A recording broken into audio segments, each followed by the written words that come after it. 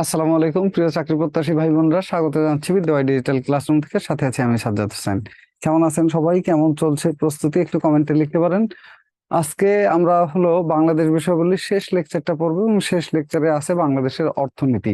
বাংলাদেশের অর্থনীতি খুবই গুরুত্বপূর্ণ একটা টপিকস। এটা নিয়ে আমরা আজকে শুরু করব। চলেন তাহলে শুরু করা যাক। বাংলাদেশের অর্থনীতি।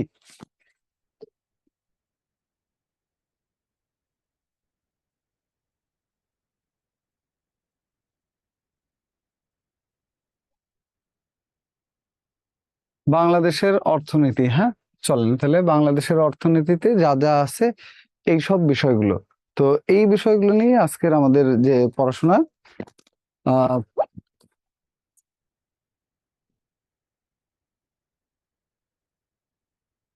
একেবারে প্রথমেই আজকে আমরা খুব বেশি সময় নষ্ট করবো না, একেবারে প্রথমেই খুব দ্রুত এইখানের যে টপিক গুলো আছে, অর্থাৎ বাংলাদেশের বাজেট, উন্নয়ন পরিকল্পনা বা প্রেক্ষিত বা পঞ্চবার্ষিক পরিকল্পনা, আর্থিক প্রতিষ্ঠান, ব্যাংক, বীমা প্রতিষ্ঠান, বাংলাদেশের শিল্প ও বাণিজ্য, শিল্প উৎপাদন, পণ্য আমদানি রপ্তানিকরণ, এই সংক্রান্ত বিষয়গুলো নিয়ে আলোচনা করব। চলেন তাহলে শুরু করা যাক। একেবারে প্রথমে, আচ্ছা, অফিসে আসেন সেজন্য ভিডিও বন্ধ রাখতে হচ্ছে, ওকে। অসংখ্য ধন্যবাদ লেখার জন্য। আহ প্রথমে যেটা লিখবেন, একেবারে প্রথমে অর্থনীতি সম্পর্কে আমরা লিখব প্রথমে। একেবারে ভেরি ফার্স্ট টাইম যেটা আমরা অর্থনীতি সম্পর্কে লিখব। অর্থনীতি প্রথম লিখবেন, অর্থনীতির জনক কাকে বলে? এটা পরীক্ষায় প্রশ্ন আসে মাঝে মধ্যে। অর্থনীতির জনক বলা হয় অ্যাডাম স্মিথকে। অ্যাডাম স্মিথ উনি হলেন অর্থনীতির জনক। আর অর্থনীতির আধুনিক জনক বলা হয় পল স্যামুয়েলসনকে।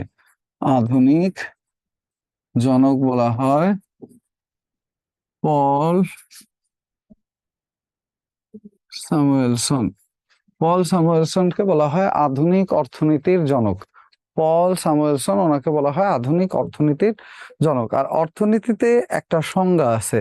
অর্থনীতিতে একটা সংজ্ঞা আছে যেটার নাম হলো দারিদ্র্যের দুষ্ট চক্র।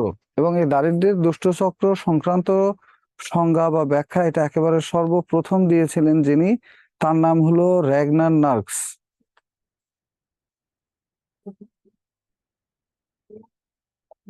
দারিদ্র্যের দুষ্ট চক্র সংক্রান্ত ব্যাখ্যা প্রথম যিনি দিয়েছেন এই সংজ্ঞাটা, তার নাম হলো র্যাগনার মার্কস। ওনার নামটা লেখেন, র্যাগনার মার্কস। দারিদ্র্যের, এটা অর্থনীতির সাথে রিলেটেড একটা সংজ্ঞা, দারিদ্র্যের দুষ্ট চক্র। দারিদ্র্যের দুষ্ট চক্র, এই সংজ্ঞাটা প্রথম বলেছিলেন র্যাগনার মার্কস। Ragnar marks. দুষ্ট চক্রের মূল কথাটা কি আমি একটু বলে দিই। মূল কথাটা হলো, ধরেন আমি গরিব, আমি ভালো রকমের গরিব। এখন আমার কাছে টাকা নাই বিধায় আমি কোথাও বিনিয়োগ করতে পারতেছি না। যার কারণে কি হচ্ছে না, আমার ব্যবসা বড় হচ্ছে না। আর ব্যবসা ছোট বিধায় আমার মুনাফা ছোট। আর মুনাফা ছোট বিধায় আগামী বছর আবারও আমার ইনকাম কম হবে।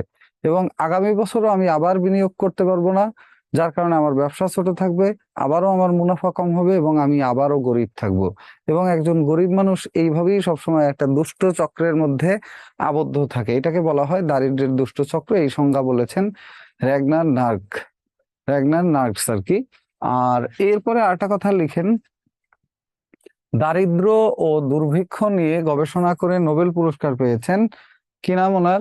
অমর্ত্য সেন। ভারতীয়দের মধ্যে প্রথম উনি অর্থনীতিতে নোবেল পুরস্কার লাভ করেন। দারিদ্র্য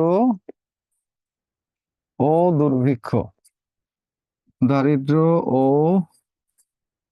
দুর্ভিক্ষ নিয়ে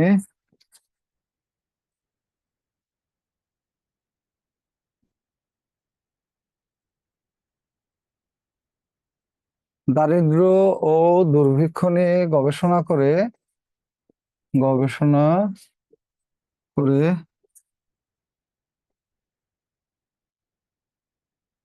ভারতীয়দের মধ্যে প্রথম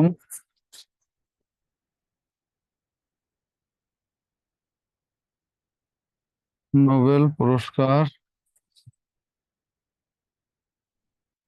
লাভ করেন অমর্ত্য সেন। অমর্ত্য সেন।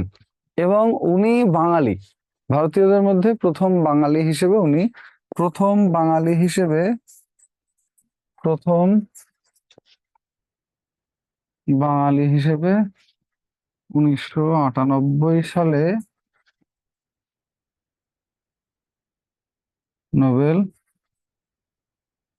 পুরস্কার লাভ করেন। 1998 সালে বাঙালিদের মধ্যে উনি অর্থনীতিতে নোবেল পুরস্কার লাভ করেন। এবং আরেকটা কথা লিখবেন যে অর্থনীতিতে নোবেল পুরস্কার চালু হয় 1969 সালে। অর্থনীতিতে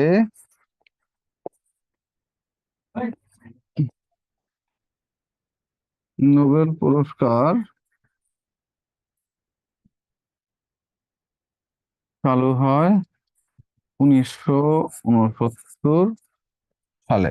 ওই তো, সালে আর লিখলাম না, 1969 সালে। 1969 সালে অর্থনীতিতে নোবেল চালু হয়। এর আগে অর্থনীতিতে নোবেল ছিল না, নোবেল দেওয়া হতো 5টি বিষয়ে। নতুন করে অর্থনীতিতে চালু হয়, নোবেল দেওয়া হয় এখন 6টি বিষয়ে। নোবেল পুরস্কার দেওয়া হয় এখন 6টি বিষয়ে।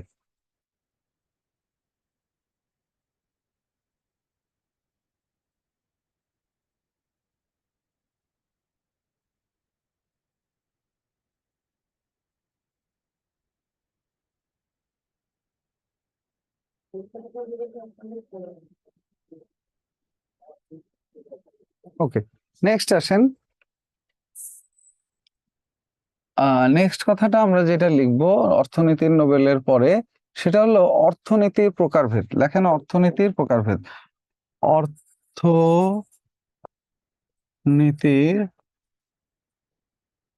প্রকারভেদ। অর্থনীতির প্রকারভেদ। অর্থনীতি কয় ধরনের? অর্থনীতি হলো মোট 4 প্রকার। একটা প্রকারের নাম হলো সমাজতান্ত্রিক অর্থনীতি, একটা হলো পুঁজিবাদী অর্থনীতি, একটা হলো ইসলামী অর্থনীতি। প্রথমটা লিখবেন পুঁজিবাদী অর্থনীতি, যেখানে ব্যক্তি চাইলেই তার মতো সে লাভ করতে পারে। অর্থনীতি। 2 নাম্বার লিখবেন,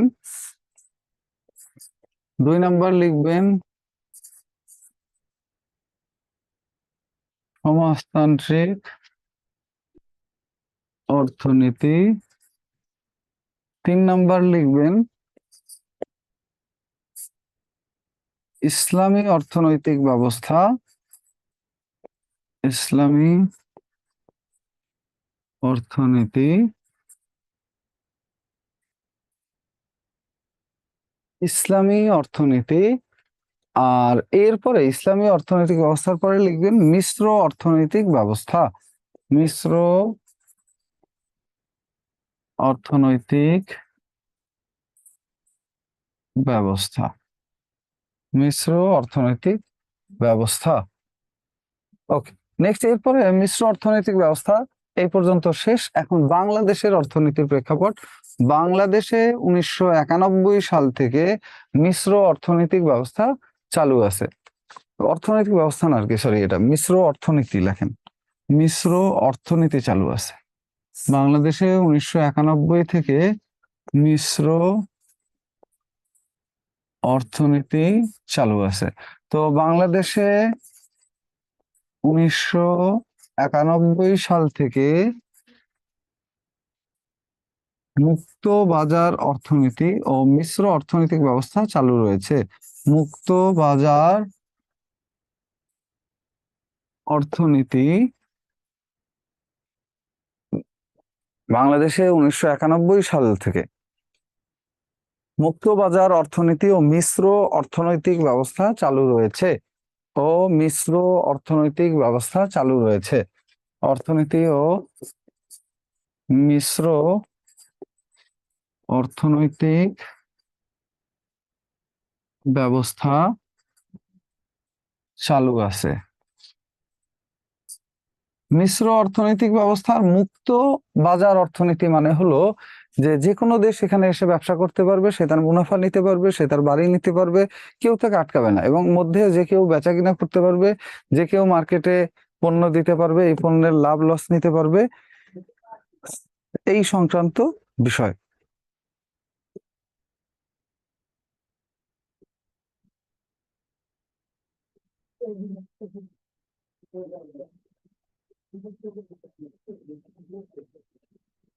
ওকে, নেক্সট আসেন। এরপরে এখানে আরেকটা কথা লিখবেন যে উল্লেখ্য 1991 সাল থেকে বাংলাদেশে প্রথম মূল্য সংযোজন কর চালু হয়। 1991 সালে বাংলাদেশে প্রথম মূল্য সংযোজন কর। আধুনিক অর্থনীতির জনক হলো গিয়ে পল স্যামুয়েলসন। পল স্যামুয়েলসন। তো এইখানে স্টার দিয়ে আরেকটা কথা লিখে নেন যে 1991 সাল থেকে প্রথম মূল্য সংযোজন কর বা মূসক বা ভ্যাট চালু হয়। বাংলাদেশে প্রথমবারের মতো ভ্যাট দেওয়ার ব্যবস্থা বা মূল্য সংযোজন করার ব্যবস্থাও ওই একই সালে চালু হয়েছিল। একই সালে চালু হয়েছিল। এরপরে আসেন অর্থনীতির সাথে জড়িত মৌলিক বিষয়গুলি। অর্থনীতির মৌলিক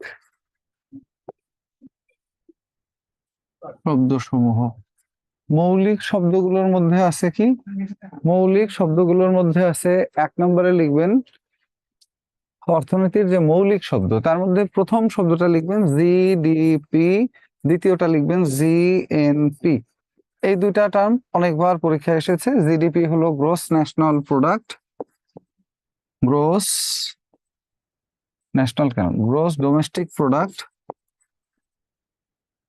ডোমেস্টিক প্রোডাক্ট।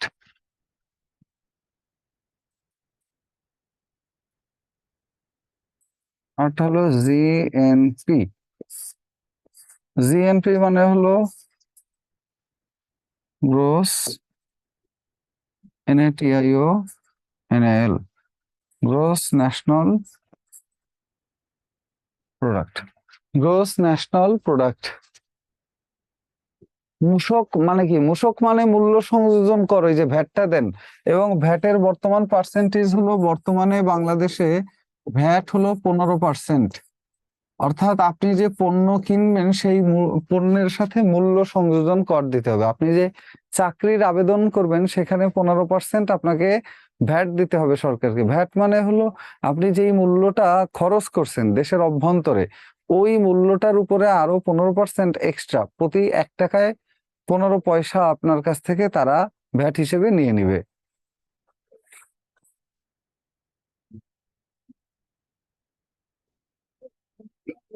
ওকে, এরপর দেখেন গ্রোস ডোমেস্টিক প্রোডাক্ট মানে হলো মোট দেশজ উৎপাদন। দুইটা টার্মই আমি একেবারে বুঝিয়ে বলবো, তারপর দেখবেন পানির মতো সহজ বিষয়টা।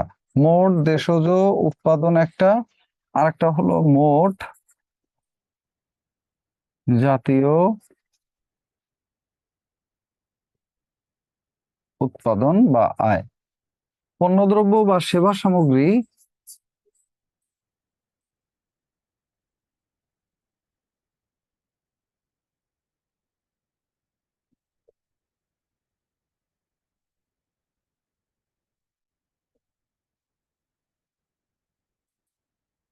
ওকে, পণ্যদ্রব্য বা সেবা সামগ্রী জিডিপি,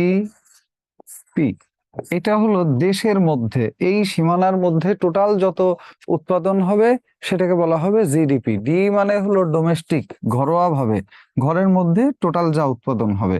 তো সেই উৎপাদনটা যে কেউই করতে পারে। সে চাইলে দেশীয় হতে পারে, সে চাইলে বাংলাদেশি সিটিজেনও হতে পারে, অথবা ফরেইনারও হতে পারে। বাংলাদেশি বা ফরেইনার যে কেউ এই দেশের মধ্যে টোটাল যত উৎপাদন করবে, অর্থাৎ বিদেশিদের আয়টা এখানে গণনা করা হবে। আর দ্বিতীয়টা হলো একজন বাঙালি,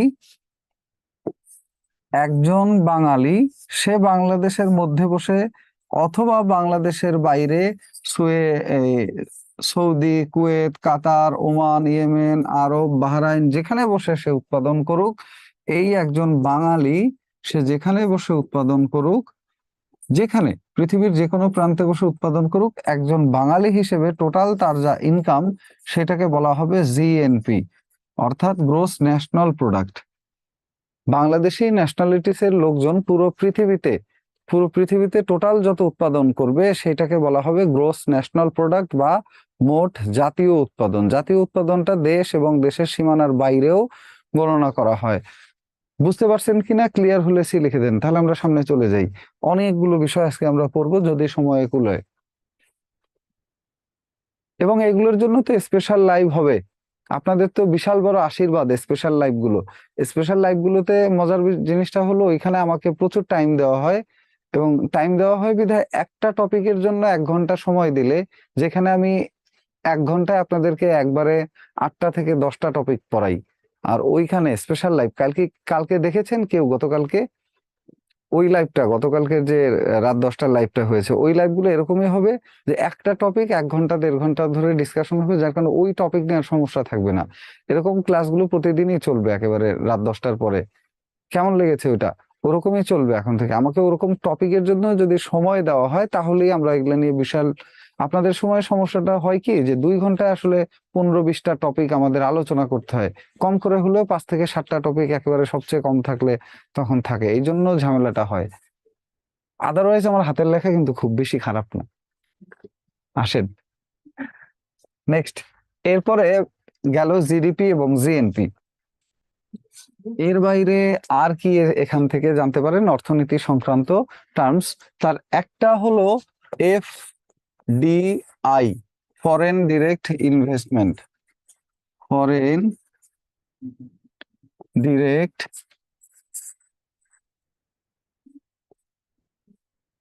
ইনভেস্টমেন্ট। যখন কোনো বিদেশি তার টাকা পয়সা নিয়ে এসে আমাদের দেশে কলকারখানা বানায়, আমাদের দেশে টাকা বিনিয়োগ করে, সেটাকে বলা হয় এফডিআই বা foreign direct investment, foreign direct investment. এই একটা। আরেকটা লিখবেন টিআইএন। টিআইএন মানে হলো ট্যাক্স আইডেন্টিফিকেশন নাম্বার, অথবা এটাকে ট্যাক্স পেয়ার আইডেন্টিফিকেশন নাম্বারও বলা হয়। Tax payer identification number. দেখেন না, কয়দিন আগে খুবই আলোচনায় চলে এসেছিল 3 নাম্বার, যে যারই 3 থাকবে তারই 2,000 টাকা, যারই 3 থাকবে তারই 2,000 টাকা করে ট্যাক্স দিতে হবে, আয়কর দিতে হবে। লিখছেন?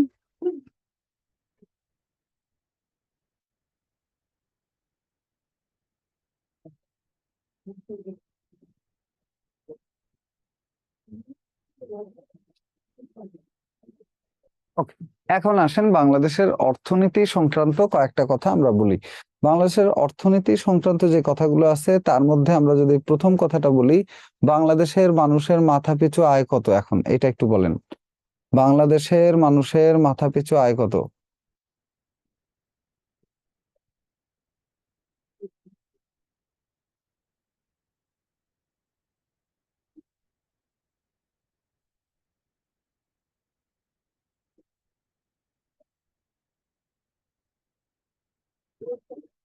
মাথাপিছু আয় কত? টিআইএন মানে ট্যাক্স পেয়ার আইডেন্টিফিকেশন নাম্বার, 2300 মার্কিন ডলার। আচ্ছা, এবার লিখতে থাকেন তাহলে ঠিক হয়ে যাবে। যা যা আছে এটা লেখেন যে অর্থনৈতিক সমীক্ষা থেকে গুরুত্বপূর্ণ তথ্য।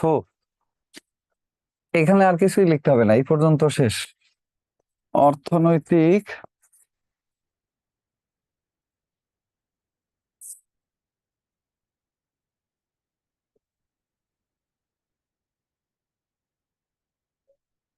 estimate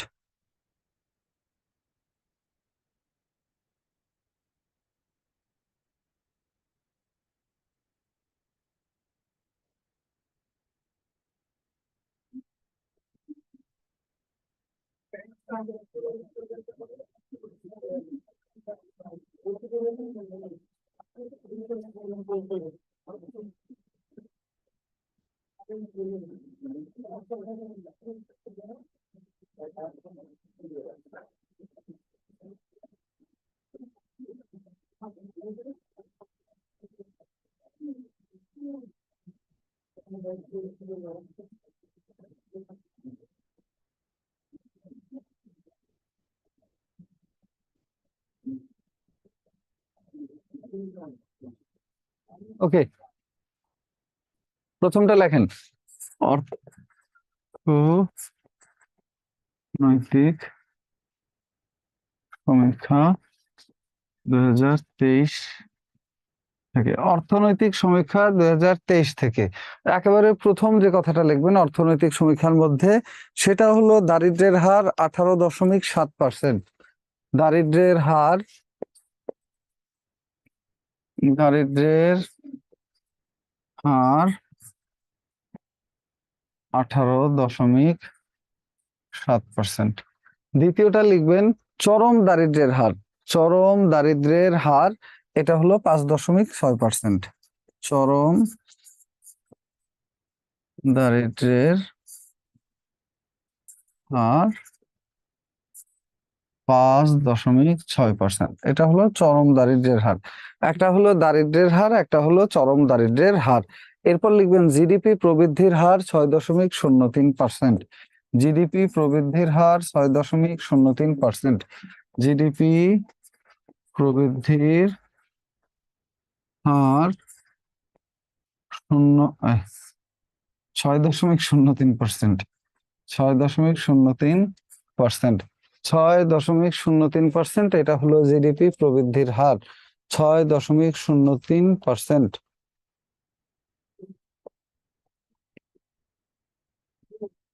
এরপরে জিডিপি প্রবৃদ্ধির হারের পরে লিখবেন মাথাপিছু আয় 2765 মার্কিন ডলার। মাথাপিছু আয়,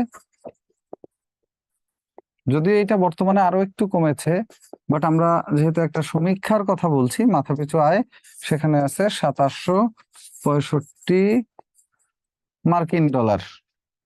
2765 মার্কিন ডলার, এটা হলো বাংলাদেশের বর্তমান মাথাপিছু আয়। এরপরে বাংলাদেশে বর্তমান মুদ্রাস্ফীতি হলো 9.24%।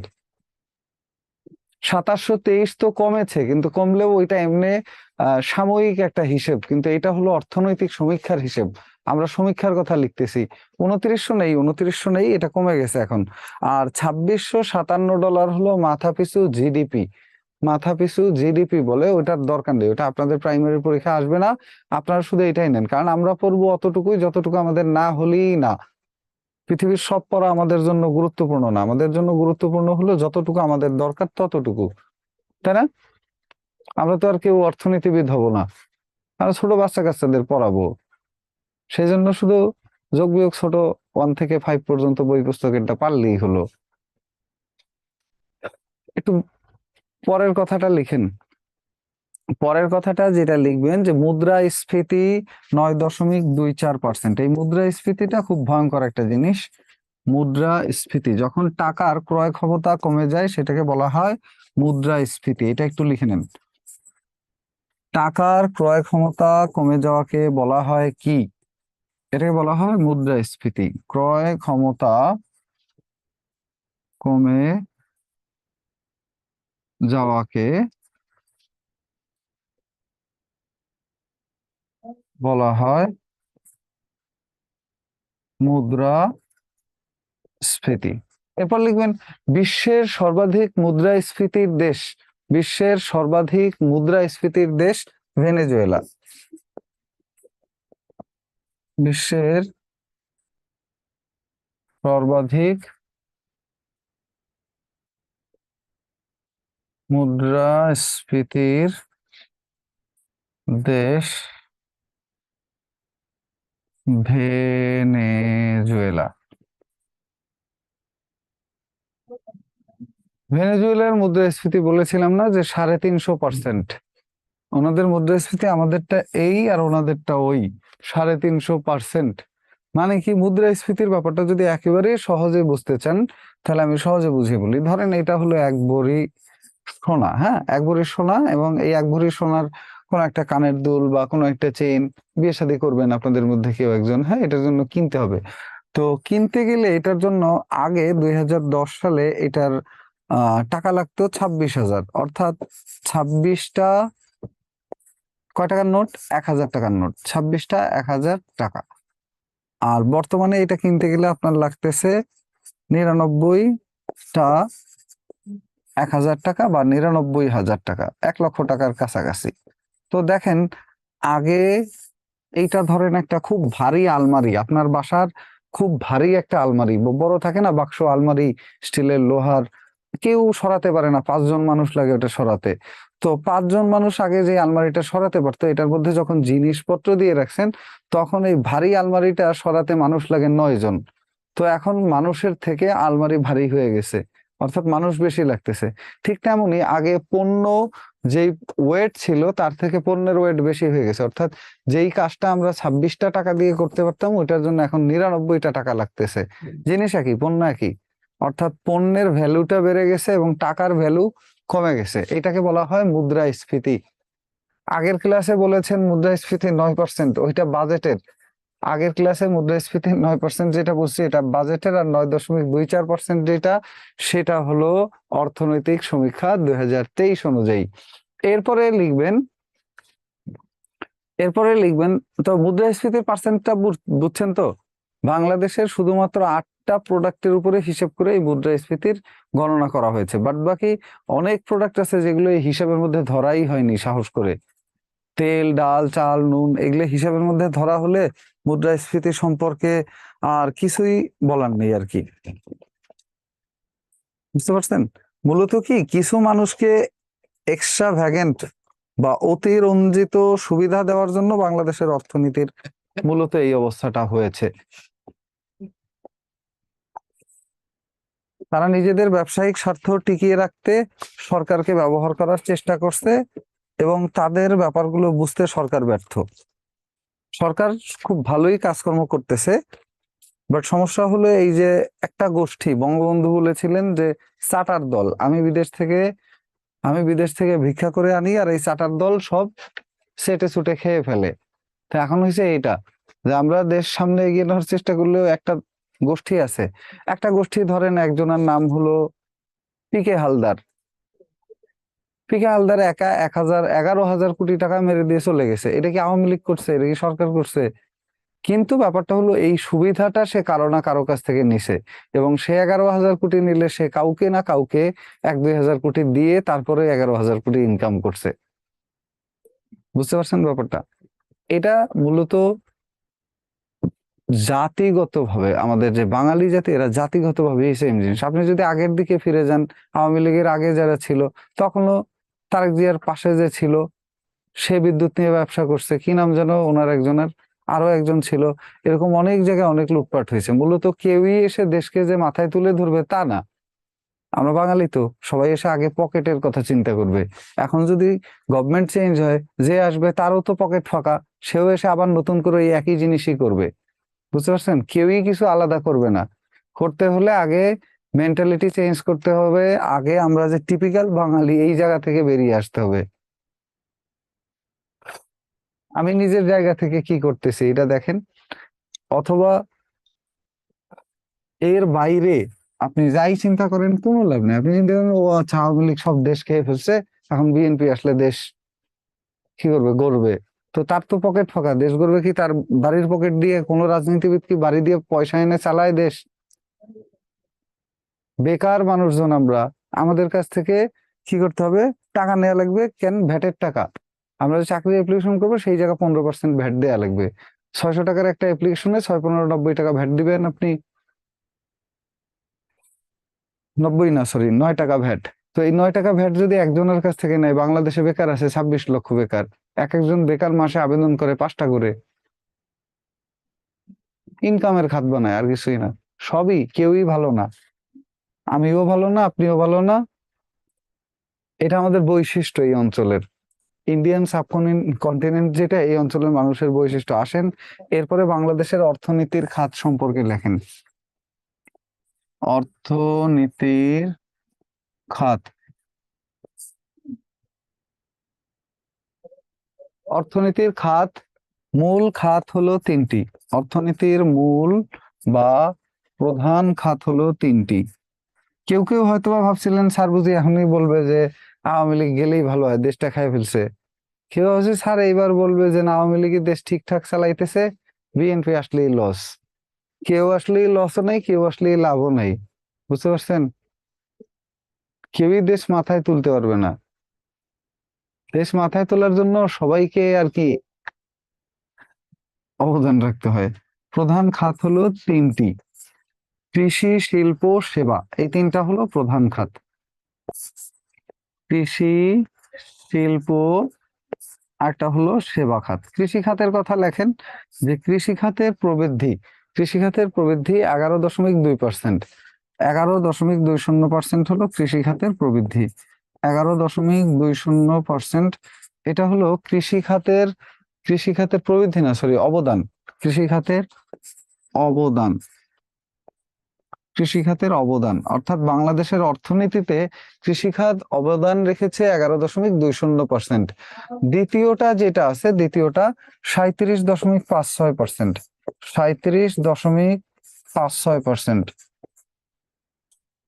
37.56%। এবং সেবা খাতের অবদান সবচেয়ে বেশি, 51.24%। 51.24%। ধরেন জাপানে একটা ছোট বাচ্চাকে স্কুলের মধ্যেই শেখানো হয় যে কিভাবে একজন বয়স্ক লোককে দিলে বাসের সিট ছেড়ে দিতে হবে, একজন গর্ভবতী মহিলাকে দেখলে বাসের সিট ছেড়ে দিতে হবে, হ্যাঁ, বা কেন আমি বাজারে গিয়ে এখানে সেখানে থুতু ফেলবো না, কিভাবে চলবো, তাহলে কই ফেলবো। এটা একেবারে স্কুলে বসে বসে ধরে বোঝায়, হাতে কলমে। আর আমাদের দেশের শিক্ষা ব্যবস্থায় কি আছে? সৃজনশীল। ধরো রহিমের গরু 3টা, করিম এসে একটা গরু নিয়ে গেছে, এখন রহিমের মায়ের নাম কি? বুঝতে পারছেন? এইটা শিখে এটার সাথে না নৈতিকতার সম্পর্ক আছে, না কারিগরির কোনো সম্পর্ক আছে। না নৈতিকতার সম্পর্ক আছে, না কারিগরি। বুঝেন তো? মানে চীন দেশের মানুষজন কারিগরির দিক দিয়ে আগানো, প্রত্যেকের ঘরে ঘরে ছোট ছোট কলকারখানা আছে। কিছু শিখলে ও এটা কাজে লাগিয়ে অর্থ উৎপাদন করতে পারে। তো আমি যে ইতিহাস পড়লাম, আমি যে রাষ্ট্রবিজ্ঞান পড়লাম, এইটা দিয়ে আমার তো ইনকামের কোনো জায়গা নেই। আমার চেয়ে দেখা যাবে খুঁজলে মার্কেটে একজন টাইপিস্টের বেতন বেশি, ওর ইনকাম বেশি, ওর ডিমান্ড বেশি। একজন টাইপিস্টকে ঢাকা শহরে প্রতিদিন যদি 1,000ও ইনকাম করতে চায়, সে চোখ বন্ধ করে 30,000 টাকা ইনকাম করতে পারবে। এখন রিক্সাওয়ালা যদি 1,000 1,500 টাকা করে ইনকাম করতে চায়, প্রতিদিন পারবে। তাহলে মাস শেষ 1500 করে তার টোটাল ইনকাম দাঁড়ায় 3-15 45,000। আর একজন শিক্ষিত লোক একটা কর্পোরেট সেক্টরে জব করতে গেলে তার বেতন হয় 15,000। শুধুমাত্র সরকারি চাকরিগুলোতে একটু ভালো দেখা যায়, তাও না। কারণ সরকারি চাকরিতে বেতন কত? 22,000 স্কেল, যেটা বাংলাদেশের ফার্স্ট ক্লাস, সেইখানে টোটাল বেতন আসে 37,000 টাকা। এখন রিক্সাওয়ালা তো বললাম 1500 ইনকাম করতে চাইলে 3-15 45,000 সে মাসে ইনকাম করতে পারে ঢাকা শহরে। সো এটা কিছুই না। আসল সমস্যাটা হলো যে আমরা না কারিগরি শিক্ষা, না নৈতিক শিক্ষা, কোনো শিক্ষাই নেই না। একটা ভজগট হুদাই একটা সিস্টেম, যে কি রহিমের বাপের নামেই, করিমের মায়ের নামেই, রহিমের প্রেমিকার নাম লেখো। সৃজনশীল পদ্ধতি। কোনো কোনো শীল পদ্ধতি নেই এটার সাথে, মানে শিক্ষার কোনো সম্পর্কই নেই আদৌ। 4 বছর পরে আপনি যে অনার্স করছেন বা ডিগ্রি করছেন, সেটা এখন আপনার কি কাজে লাগতেছে? চিন্তা করে দেখেন তো, ওটা দিয়ে আপনি কই খাটাবেন? আপনি যে 4টা বছর যদি টাইপ শিখতেন, এখন আপনাকে পার ডে 2,000 টাকা বেতনে চাকরি দেওয়ার মতো লোক ঢাকা শহরে বহু দোকানদাররাই আছে। বিভিন্ন দোকানে যে জায়গায় টাইপিস্টের দরকার, 4 বছর টাইপ শিখলে সেই লোকটা কেমন টাইপ করতে পারবে? তো ওইটা জাতির কাজে লাগতো, দেশের কাজে লাগতো। 4 বছর ধরে গ্রাফিক্সের কাজ শিখলে আজকে আপনি বাংলাদেশের অন্যতম সেরা গ্রাফিক্স ডিজাইনার থাকতেন। আপনি চাইলে বিদেশি যে বড় বড় কাজগুলো বিট দিয়ে ওইগুলো ধরার ক্ষমতা থাকতো। বাট সৃজনশীল শিক্ষা পদ্ধতি। এরপর আসেন প্রবৃদ্ধি, একেবারে শেষ। এই ব্যাপারে আমরা আর কোনো প্রকার টুটা শব্দ করব না। আশা করি আপনারাও কমেন্টে আর কিছু লিখবেন না।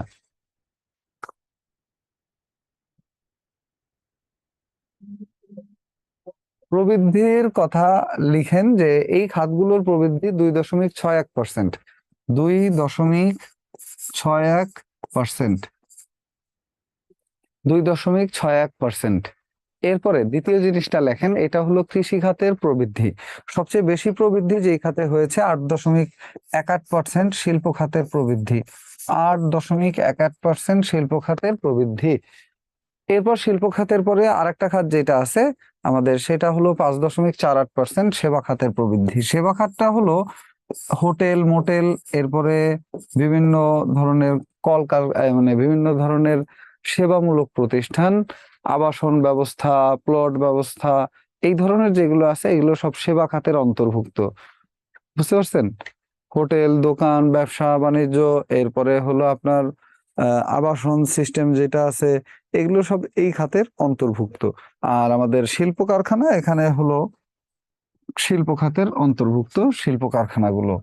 আর সর্বশেষ যে খাতটা কৃষি খাত, কৃষি খাতের মধ্যে তিনটা জিনিস আছে: কৃষি সম্পদ, বনজ সম্পদ এবং মৎস্য সম্পদ। এই তিনটা মিলে আগে ছিল দুইটা খাত, এখন বর্তমানে একটা খাত। এবং লিখবেন এটার ভিত্তি বছর, দুই তিনটা কথা এখানে আমরা লিখবো। তার আগে আরেকটা কথা লিখে নেন, প্রবৃদ্ধির পাশাপাশি এই খাতে শ্রমশক্তির হার, এই খাতগুলোতে শ্রমশক্তির হার, এর মধ্যে কৃষিতে আছে 45.33%। কৃষি খাতে শ্রমশক্তির হার 45.33%। এই খাতগুলোতে শ্রমশক্তির হার, এই খাতগুলোতে শ্রমশক্তির হার 45.33%। মানে সবচেয়ে বেশি মানুষ কাজ করে কৃষিতে। বাট অর্থনীতিতে টোটাল যে টাকা, আমাদের টোটাল যে জিডিপি, জিডিপির অ্যামাউন্টটা লেখেন তাহলেই বুঝবেন, 44,39,273 কোটি টাকা। 44,39,273 কোটি। 44,39,273 কোটি টাকা, এটা হলো আমাদের জিডিপি। বুঝতে পারছেন? তো এইটার মধ্যে 11% ইনকাম আমরা করি কৃষি থেকে, এইটার মধ্যে 37% ইনকাম আসে শিল্প খাত থেকে, এবং 51% ইনকাম আসে সেবা খাত থেকে। বুঝতে পারছেন? এইখান থেকে সবচেয়ে বেশি আসে এই জায়গা থেকে, এবং কৃষিতে প্রবৃদ্ধি সবচেয়ে কম, এবং কৃষিতে আসলে আস্তে আস্তে অবদান কমে যাচ্ছে। কৃষির অবদান আগে ছিল আরো কম, কৃষির অবদান মানে আগে ছিল আরো বেশি, 13%, 14%। একটা সময় বাংলাদেশের মোট অর্থনীতির প্রায় 50%-এর যোগান আসতো কৃষি থেকে। কৃষি আস্তে আস্তে কমে যাচ্ছে। এই প্রশ্নটাই বিসিএস এ এসেছিল, বাংলাদেশের অর্থনীতিতে কৃষি খাতের অবদান। উত্তর হবে ক্রমহ্রাসমান, অর্থাৎ ক্রমশ এটা আস্তে আস্তে কমে যাচ্ছে। দেন লেখেন শ্রমশক্তি 45.33% কৃষি খাতে, 17.02% হলো আমাদের শিল্প খাতে। 17% মানুষ, দেশের মোট কর্মজীবী মানুষের মধ্যে, দেশে মোট 6,34,000 কর্মজীবী মানুষ আছে, তার 17% কাজ করে হলো শিল্প খাতে, 45% কাজ করে হলো কৃষি খাতে, এবং বাদবাকি যে পার্সেন্টেজ অর্থাৎ 37.65% মানুষ, এরা কাজ করে কোথায়? বাংলাদেশের এর পরেরটা 37.65% মানুষ কাজ করে সেবা খাতে। এরপরে আমি একটা একটা করে যেটা বলবো, বাংলাদেশের অর্থনীতি গণনার, বাংলাদেশের বর্তমান অর্থনীতি গণনার ভিত্তি বছর 2015-16। অর্থনীতি গণনার ভিত্তি বছর মানে যেই বছরের সাথে তুলনা করা হয় এই হিসেবগুলো। 2015 সালের তুলনায় এখন কি অবস্থা, 2015-16 সালের তুলনায় 2022-এর অবস্থা, 2023-এর অবস্থা, এই বছরটাকে বলা হয় ভিত্তি বছর। আর একটা কথা লিখবেন, এই ভিত্তি বছর অনুযায়ী বাংলাদেশের অর্থনীতি গণনার মোট খাত 19টি।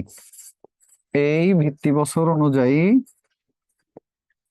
এই ভিত্তি বছর অনুযায়ী বাংলাদেশের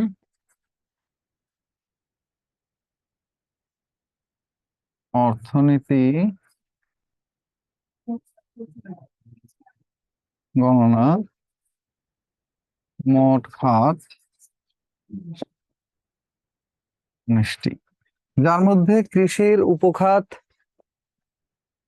যার মধ্যে কৃষির উপখাত মোট একটাই, শিল্পের উপখাত,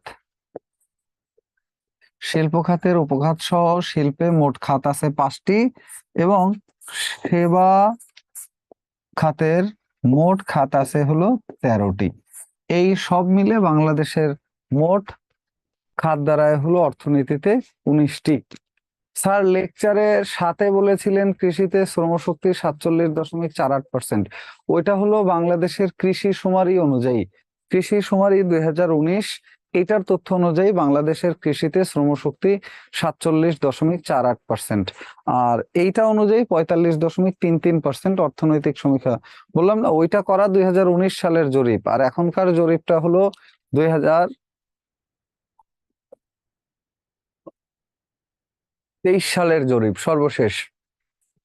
এবং এই জরিপ পরিচালনা করে কে? এই জরিপ পরিচালনা করে বিবিএস বা বাংলাদেশ ব্যুরো অফ স্ট্যাটিস্টিক্স। এক্সামে আসলে কি দিব, মানে এক্সামে বলাই থাকবে।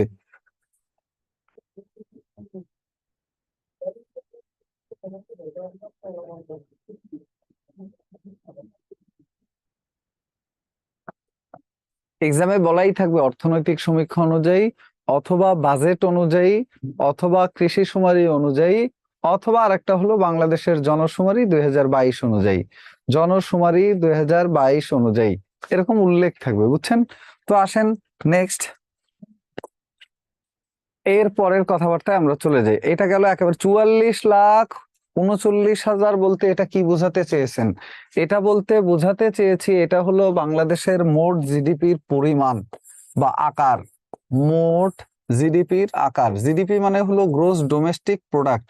বাংলাদেশের ঘরোয়া ভাবে যতটুকু সম্পদ উৎপাদিত হয়েছে বা পণ্য উৎপাদিত হয়েছে তার মোট ক্রয় মূল্য বা তার মোট মূল্য, তার মোট বাজার মূল্য দাঁড়ায় 44,39,273 কোটি টাকা, যাকে বলা হয় বাংলাদেশের মোট জিডিপি, যাকে বলা হয় বাংলাদেশের মোট জিডিপি। ক্লিয়ার? এরপরে এইখানে একটা জিনিস সম্পর্কে একটু লিখবেন। সেই জিনিসটা হলো এইরকম যে বাংলাদেশের জিএসপি সুবিধা নিয়ে আমরা একটু লিখবো, তারপরে উন্নয়ন পরিকল্পনায় চলে যাব। যেখান থেকে অর্থনীতি নিয়ে প্রশ্ন আসতে পারে আমরা সেইখানেই ঘুরছি। Generalised system of preference, generalised system of preference, generalised system of preference মানে হলো অগ্রাধিকার সুবিধা। কিসের ক্ষেত্রে? শুল্কের ক্ষেত্রে। শুল্কের ক্ষেত্রে অন্য কোনো দেশে আমাদের পণ্য রপ্তানিতে যদি আমরা অগ্রাধিকার সুবিধা পাই তখন তাকে বলা হয় জিএসপি। এবং এই জিএসপি সুবিধা বাংলাদেশকে প্রথম দিয়েছিল হলো কারা?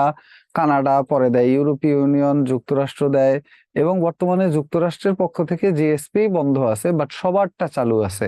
ইউরোপীয় ইউনিয়ন যে বাংলাদেশকে জিএসপি বা শুল্কমুক্ত পণ্য রপ্তানির সুবিধা দিয়েছে, এটার মেয়াদ 2024 সাল পর্যন্ত আছে, এবং বাংলাদেশ চেষ্টা করছে ওটা 2034 সাল পর্যন্ত বাড়াতে। এবং বাংলাদেশের জিএসপি সুবিধা বন্ধ হয়ে যাবে কবে?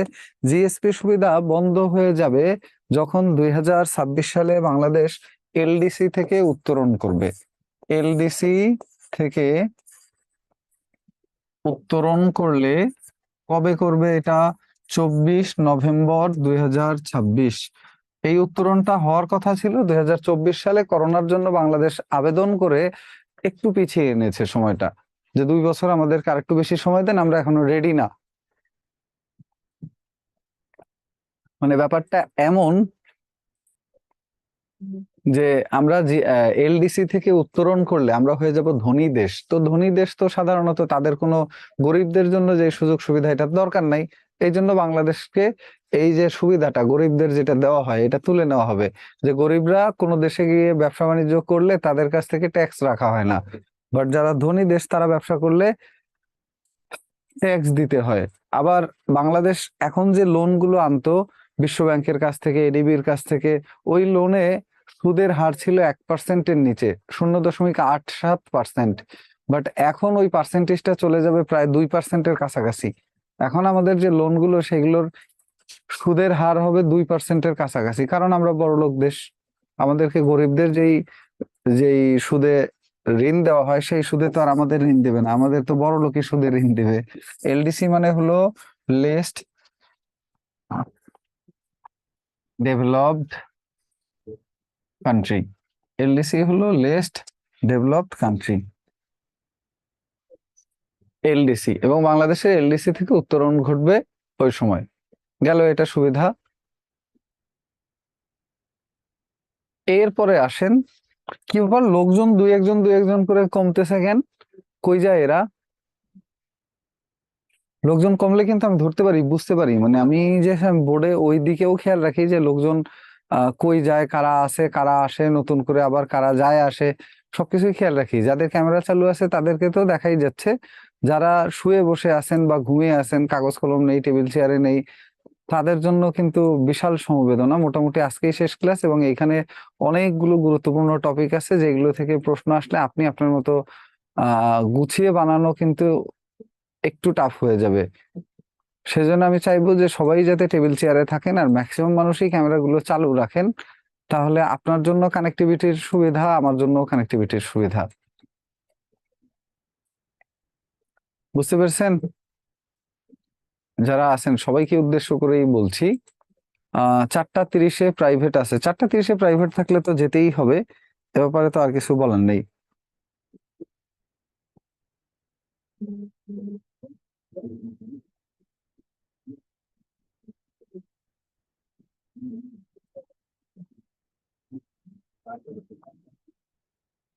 ওকে,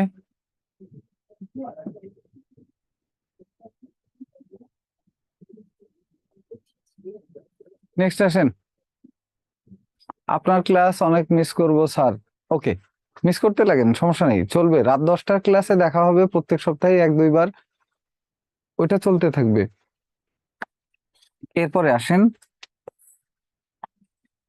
এটা গেল আমাদের এলডিসি এবং জিএসপি সংক্রান্ত, এতটুকুই প্রাইমারির জন্য, এর চেয়ে বেশি আলোচনা করতে হবে না। এখন আসেন বাংলাদেশের উন্নয়ন পরিকল্পনা কারা করে সেই সম্পর্কে কথাবার্তা আমরা একটু লিখি। বাংলাদেশের উন্নয়ন পরিকল্পনা করে থাকে কারা, এটা লেখেন। বাংলাদেশের উন্নয়ন পরিকল্পনা, এটা লিখতে হলে প্রথমে যেটা লিখবেন, উন্নয়ন পরিকল্পনা। বাংলাদেশের উন্নয়ন পরিকল্পনা, উন্নয়ন পরিকল্পনা সম্পর্কে লিখবেন যে বাংলাদেশে যাবৎকালে উন্নয়ন পরিকল্পনা হয়েছে মোট 13টি। এর মধ্যে পঞ্চবার্ষিক 13টি, না দাঁড়ান 1 মিনিট, বাংলাদেশে এটা হিসাব করে লিখতে হবে, আমার মনে নেই। এ যাবৎ উন্নয়ন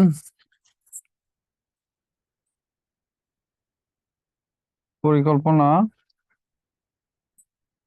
হয়েছে কতটি, একটু দেখি দাঁড়ান। পঞ্চবার্ষিক পরিকল্পনা হয়েছে কয়টা সেটা দেখলে আমরা পেয়ে যাব অনেক। পঞ্চবার্ষিকী পরিকল্পনা নেওয়া হয়েছে, এর মধ্যে 8টি বর্তমানে বাস্তবায়নাধীন আছে। অষ্টম পঞ্চবার্ষিকী পরিকল্পনা বাস্তবায়নাধীন আছে, অষ্টম পঞ্চবার্ষিকী পরিকল্পনা। এটার মেয়াদ কবে থেকে কবে পর্যন্ত? অষ্টম পঞ্চবার্ষিকী পরিকল্পনার মেয়াদ হলো 2020 সাল থেকে 2020 সাল থেকে 2025 সাল পর্যন্ত, 20 থেকে 25 পর্যন্ত। এবং বাংলাদেশে দ্বিবার্ষিক পরিকল্পনা,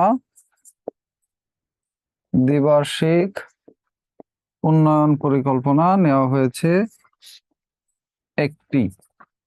এটা হলো 1978 থেকে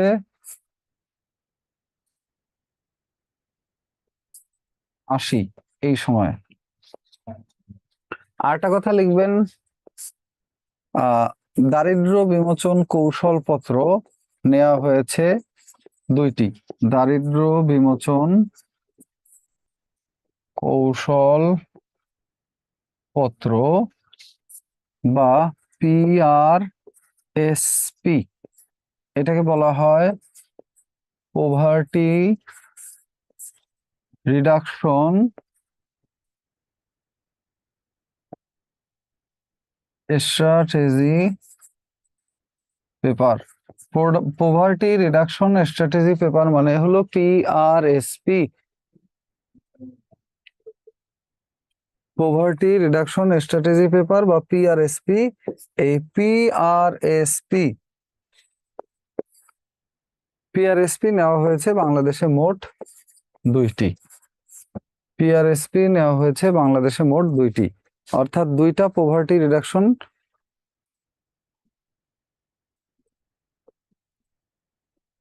স্ট্র্যাটেজি পেপার যেটা আছে সেটা নেওয়া হয়েছে, বা দারিদ্র বিমোচন কৌশলপত্র। এই পর্যন্ত লেখেন। আর পিআরএসপি একটা 2005 থেকে 2008, আর একটা হলো 2008 থেকে 2011। 2005 থেকে 2008 এবং 2008 থেকে 2011।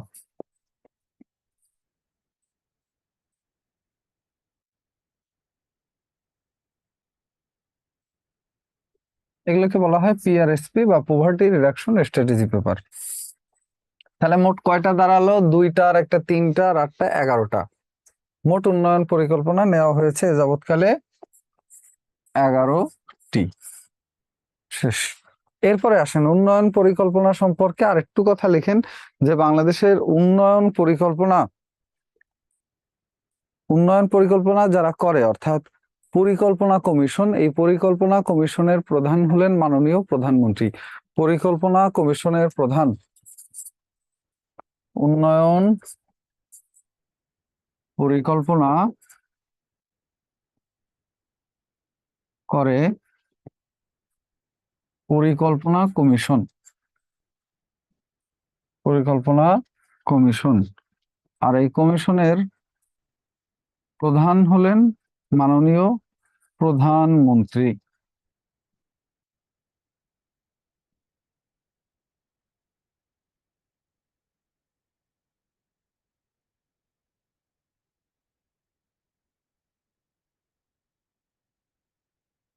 পরিকল্পনা কমিশনের প্রধান হলেন মাননীয় প্রধানমন্ত্রী।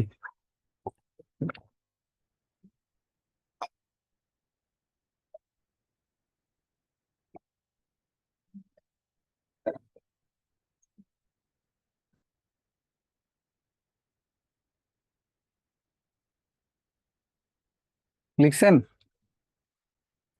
আর পরিকল্পনা কমিশনের অধীন প্রতিষ্ঠান হলো নেক।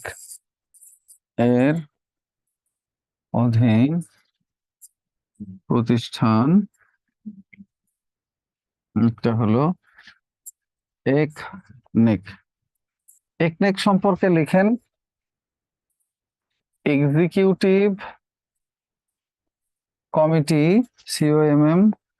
COMMITTEE, executive committee of national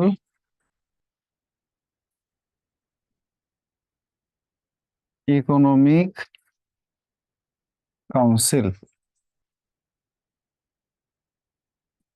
executive committee of national economic council, জাতীয় অর্থনৈতিক পরিষদের নির্বাহী কমিটি, জাতীয় অর্থনৈতিক কমিশনের নির্বাহী কমিটি। এবং এই নির্বাহী কমিটির প্রধান হলেন মাননীয় প্রধানমন্ত্রী, এবং এটার প্রধান হলেন মাননীয় প্রধানমন্ত্রী, এবং এর বিকল্প চেয়ারম্যান হলেন মাননীয় অর্থমন্ত্রী। বিকল্প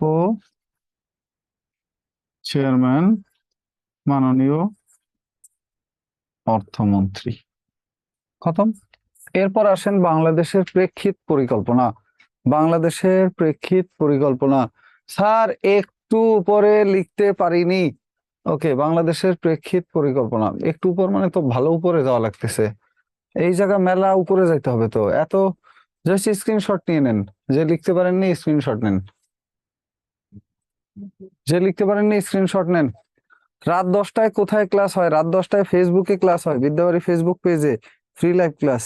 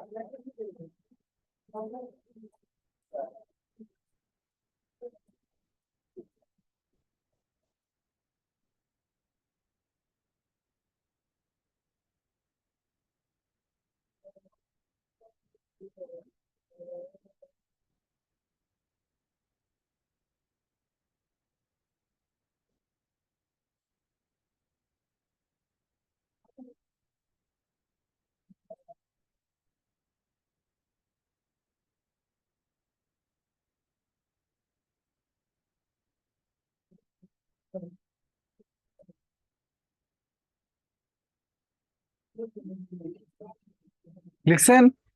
রোজ হয় না, মাঝে মাঝে সপ্তাহে 4 দিন ক্লাস হয়, সপ্তাহে 4 দিন বা 5 দিন ক্লাস হবে ওটা। এরপরে আসেন, এইখানে পিছিয়ে থাকার সময় নেই এখন আমাদের, আমরা দ্রুত এগিয়ে যাব অর্থনীতি নিয়ে। আমরা বিশ্বের 30তম বৃহৎ অর্থনীতি, 26তম বৃহৎ অর্থনীতি, খুব দ্রুত অনেক কিছু হব আমরা। তার আগে আসেন বাংলাদেশের কি যেন বলছিলাম, উন্নয়ন প্রেক্ষিত পরিকল্পনা। প্রেক্ষিত পরিকল্পনা, প্রেক্ষিত পরিকল্পনা হলো উন্নয়নের ক্ষেত্রে দীর্ঘমেয়াদী পরিকল্পনা, আর পঞ্চবার্ষিকী পরিকল্পনা হলো 5 বছর মেয়াদী পরিকল্পনা। তো এই যে প্রেক্ষিত পরিকল্পনা আছে, প্রেক্ষিত পরিকল্পনা বাংলাদেশে 2টি প্রেক্ষিত পরিকল্পনা গৃহীত হয়েছে। 2টি প্রেক্ষিত পরিকল্পনা গৃহীত হয়েছে যাবৎকালে। একটা হলো প্রেক্ষিত পরিকল্পনা, প্রেক্ষিত পরিকল্পনা 2021, অর্থাৎ এর ইংরেজি নাম হলো ভিশন 2021।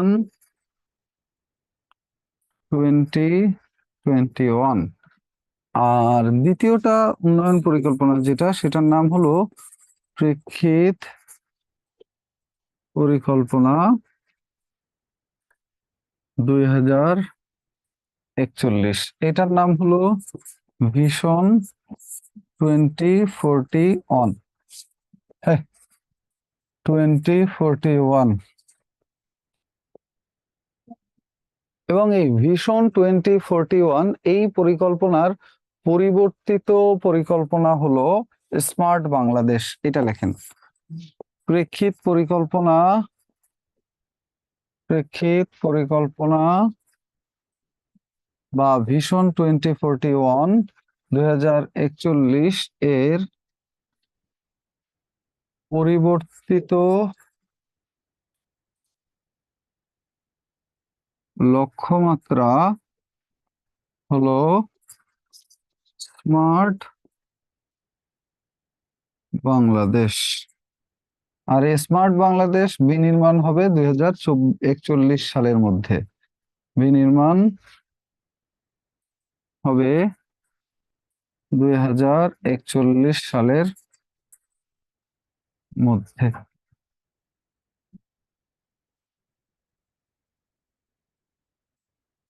এবং 12ই ডিসেম্বর 2022 স্মার্ট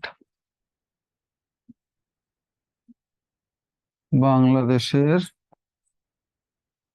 12ই ডিসেম্বর 2022 স্মার্ট বাংলাদেশের ঘোষণা দেওয়া হয় ডিজিটাল বাংলাদেশের লক্ষ্যমাত্রা পূরণের পরে।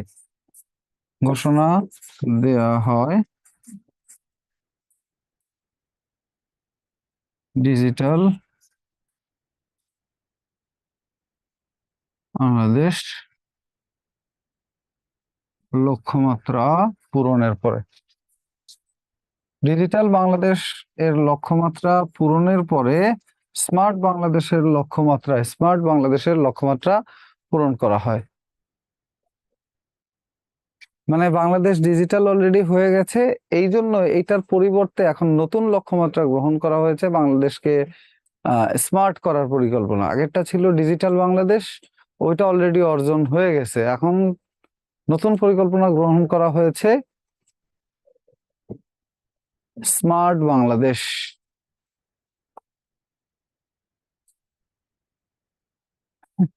স্মার্ট বাংলাদেশ।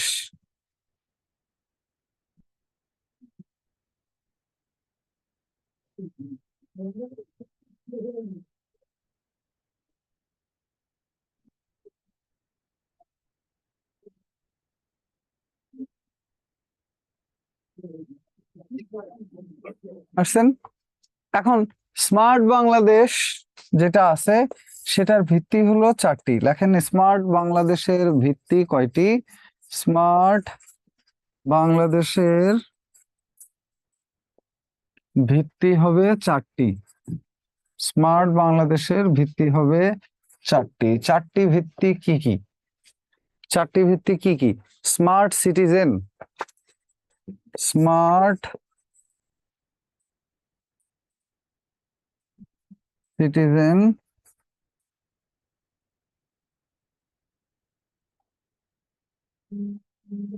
বাংলাদেশের প্রধানমন্ত্রীর বেতন হলো 1,20,000 টাকা। 1,20,000 টাকা। সচিবদের বেতনে ওরকমই কাছাকাছি। তো এই বেতন দিয়ে আসলে ওনার কোনটার খরচের কথা বলবো? বুঝতে পারছেন? যারা সরকারি পিয়ন আছে, পিয়ন সরকারি অফিসের, তাদেরও ঢাকা শহরে বাড়ি আছে। তাদেরও ঢাকা শহরে বাড়ি আছে এবং পিয়নদের বেতন স্কেল যেটা, সেটা হলো তাদের সব মিলে বেতন আসে 17,000 টাকা। স্মার্ট সোসাইটি,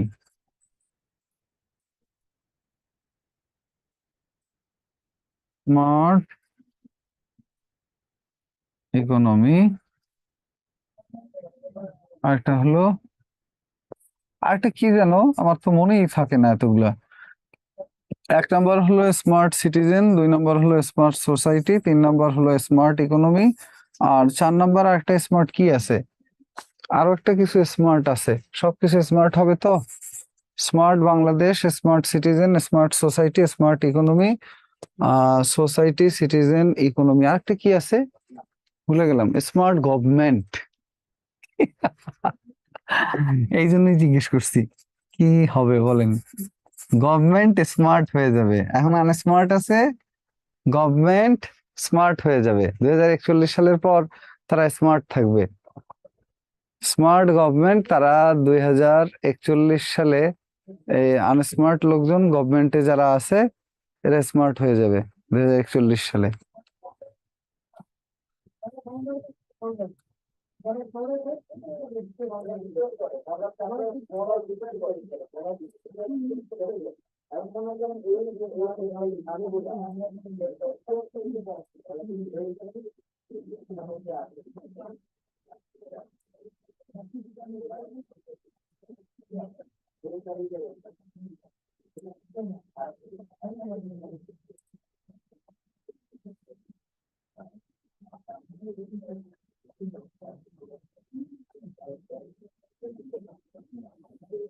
ওকে, নেক্সট। এখান থেকে আর কিছুই পড়বো না। আর বাংলাদেশের প্রথম স্মার্ট উপজেলা ঘোষণা দেওয়া হয় কবে? আর বাংলাদেশের প্রথম ক্যাশলেস সোসাইটির ঘোষণা দেওয়া হয় কবে? এই দুইটা জিনিস। স্মার্ট,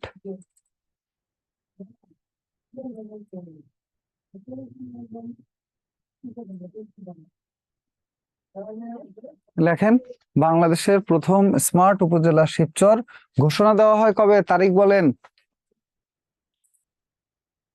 হবে, হবে, করা হবে, স্মার্ট হবে আর কি গভর্নমেন্ট। বাংলাদেশের প্রথম স্মার্ট উপজেলা শিবচর মাদারীপুর। শিবচর মাদারীপুর। আর কি যেন বলবো আমরা? ক্যাশলেস সোসাইটি গঠনের ঘোষণা দেওয়া হয় 31 জানুয়ারি 2023। এই একই সময় ঘোষণা দেওয়া হয় 31 জানুয়ারি 2023। মূলত 12ই ডিসেম্বর হলো ডিজিটাল বাংলাদেশ দিবস পালন করা হয় প্রতি বছর। ওই ডিজিটাল বাংলাদেশ দিবসে ঘোষণা আসে যে সামনে থেকে আর আমরা ডিজিটাল না, সামনে থেকে এইবার আমাদের লক্ষ্যমাত্রা স্মার্ট, কারণ আমরা ডিজিটাল অলরেডি হয়ে গেছি। সামনে আমরা কি হব? স্মার্ট হব, ডিজিটাল অলরেডি হওয়া শেষ। ডিজিটাল কারা? ডিজিটাল হলো ধরেন জাপানে, ডিজিটাল হলো চীনে, ডিজিটাল হলো কোরিয়ায়। আর বাংলাদেশে ডিজিটাল কতগুলো মেশিন আছে, হ্যাঁ। ওই যে আমরা এসে গেছি এয়ারপোর্টে, ঢুকতে গেলে কতগুলো অটোমেটিক মেশিন আছে, জাস্ট মেশিনই আপনাকে চেক করবে, মেশিনই করবে। তো এই মেশিন পার হয়ে সোজা ঢুকতে হবে, কি কাউকে ধরাধরি লাগবে না, কেউ ওই জায়গায় থাকবে না। বাট একটাও কাজ করে না, একটাও কাজ করে না। 6 মাস আগের লাগানো মেশিন কাজ করে না এখন, কারণ সেগুলো সবগুলোর দরজা অটো খোলা আছে, ওইখান থেকে নিজেদের ঢুকতে হয়। এবং ওইখানে চেক করার জন্য আরেকজন নিয়ে দাঁড়ানো আছে, মেটাল ডিটেক্টর নিয়ে, সেই লাইন দিয়ে ঢোকা লাগে। তো আগে করিডোরটা, প্যাসেজটা বড় ছিল, সবাই একবারে হেঁটে হেঁটে ঢুকে যাওয়া যেত। আর এখন প্যাসেজটা এরকম ছোট ছোট দরজা বানানোর কারণে লাইন দিয়ে দাঁড়াই থাকতে হয়, একজন একজন পাড়ি দিতে হয় ওইখান থেকে। এই দায়ভার কে নিবে বলেন? নেক্সট আসেন, এরপরেরটা বাংলাদেশের বাজেট। বাংলাদেশের বাজেট সম্পর্কে লিখেন। বাংলাদেশের বাজেট, উন্নয়ন পরিকল্পনা আর লিখতে হবে না। এরপর আসেন বাংলাদেশের বাজেট। আচ্ছা, তার আগে একটু বাংলাদেশ উন্নয়ন ফোরাম সম্পর্কে লিখেন। বাংলাদেশের উন্নয়ন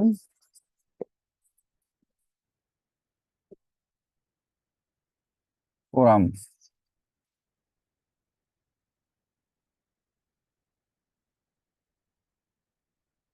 উন্নয়ন ফোরাম সম্পর্কে লিখেন যে বাংলাদেশ উন্নয়ন ফোরাম, এটার আগের নাম ছিল বাংলাদেশ এইড গ্রুপ, BAG।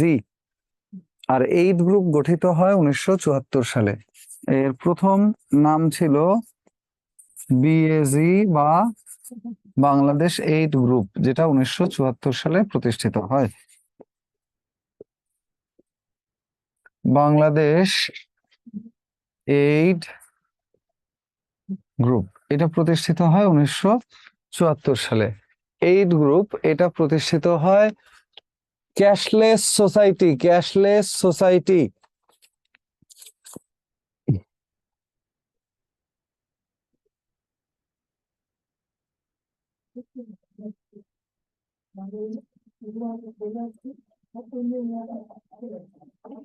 এরপরে 1997 থেকে এটার নাম হয়ে যায় প্যারিস কনসোর্টিয়াম গ্রুপ। যখন থেকে এটা সম্মেলন প্যারিসে হওয়া শুরু করে, এর দ্বিতীয় নাম হয়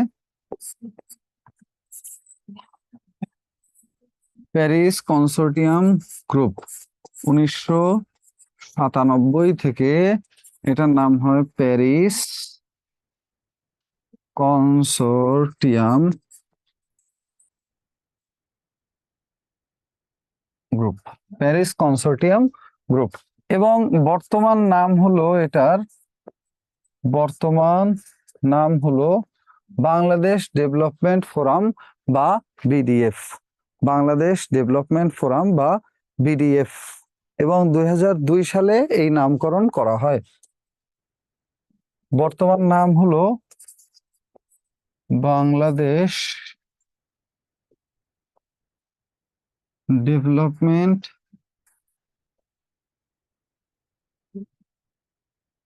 ফোরাম, বাংলাদেশ ডেভেলপমেন্ট ফোরাম বা BDF।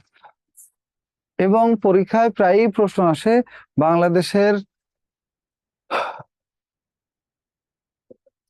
উন্নয়ন ফোরাম, যেটা BDF, বাংলাদেশ উন্নয়ন ফোরাম, এর প্রধান সমন্বয়কারী কে? বাংলাদেশ উন্নয়ন ফোরামের লেখেন প্রধান সমন্বয়কারী হলো বিশ্ব ব্যাংক। এবং এর সদস্য হলো 20টি। এর প্রধান সমন্বয়কারী বিশ্ব ব্যাংক এবং এর সদস্য হলো 20টি। BDF বা বাংলাদেশ উন্নয়ন ফোরাম, মনে থাকে যেন আবার BDF আর উন্নয়ন ফোরাম দুটো কিন্তু ভিন্ন জিনিস না, একই। বাংলাদেশ উন্নয়ন ফোরাম বা BDF এর প্রধান সমন্বয়কারী, প্রধান সমন্বয়কারী বিশ্ব ব্যাংক। এবং এর সদস্য সংখ্যা এই বিডিএফ এর সদস্য সংখ্যা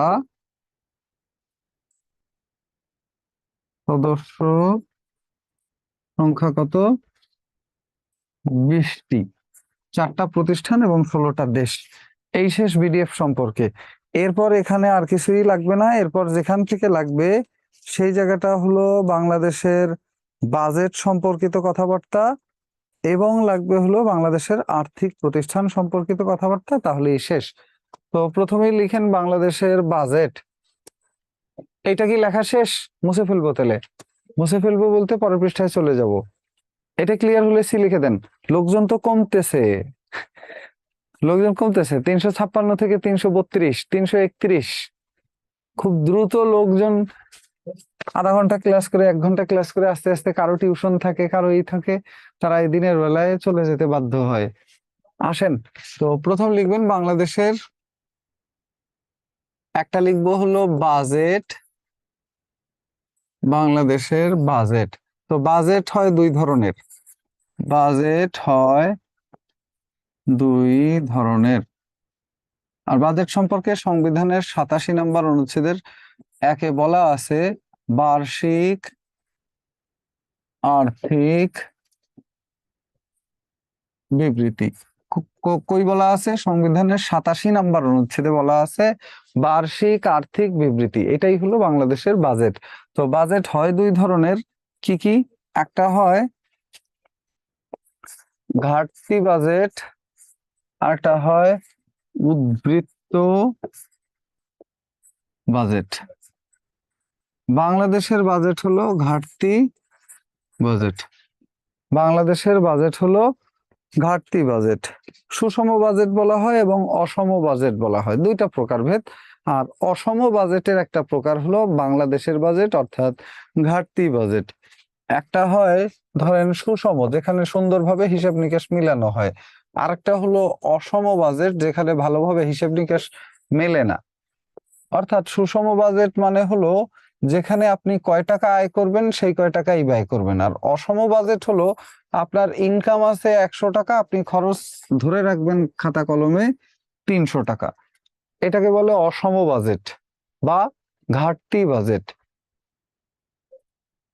আর উদ্বৃত্ত বাজেট হলো আপনার ইনকাম আছে 300 টাকা, আপনি খরচ করবেন 100 টাকা, আর 200 টাকা জমা রাখবেন, এটাকে বলে উদ্বৃত্ত বাজেট, অর্থাৎ হাতে টাকা থাকবে খরচ করার পরে। বাংলাদেশের বাজেটটা হলো ঘাটতি বাজেট, যেই বাজেটে পয়সা কি হয়, আপনার ইনকাম আছে এত টাকা, আপনি 500 টাকা আপনি খরচ করবেন গিয়ে 700 টাকা, এটা লিখে রাখছেন। বাকি 200 টাকা কই থেকে আসবে আপনি জানেন না। বাকি 200 টাকা হলো ঘাটতি বাজেট। ওই ঘাটতি কোথা দিয়ে পূরণ করবে, কে করবে সেটা জানা নেই, কিন্তু আপনি বাজেটে লিখে রাখছেন যে এটা এটা হবে। তো প্রথমে আসেন এই বাংলাদেশের বাজেট সম্পর্কে যদি বলি, বর্তমান বাজেটের আকার হলো 7,61,785 কোটি টাকা। বাজেটের আকার 7,61,785 কোটি টাকা। 7,61,785 কোটি টাকা কোথায়? বাজেটের টোটাল অ্যামাউন্ট। এটা লিখে দেখেন শূন্য লাগে কতগুলা। 7,61,000 কোটি টাকা লিখতে কতগুলো শূন্য লাগে একবার লিখে দেখেন। এরপরে যেটা লিখবেন যে বাজেটের কি বলে এটাকে, রাজস্ব আয় হবে 5 লক্ষ কোটি টাকা। বাজেটের রাজস্ব আয়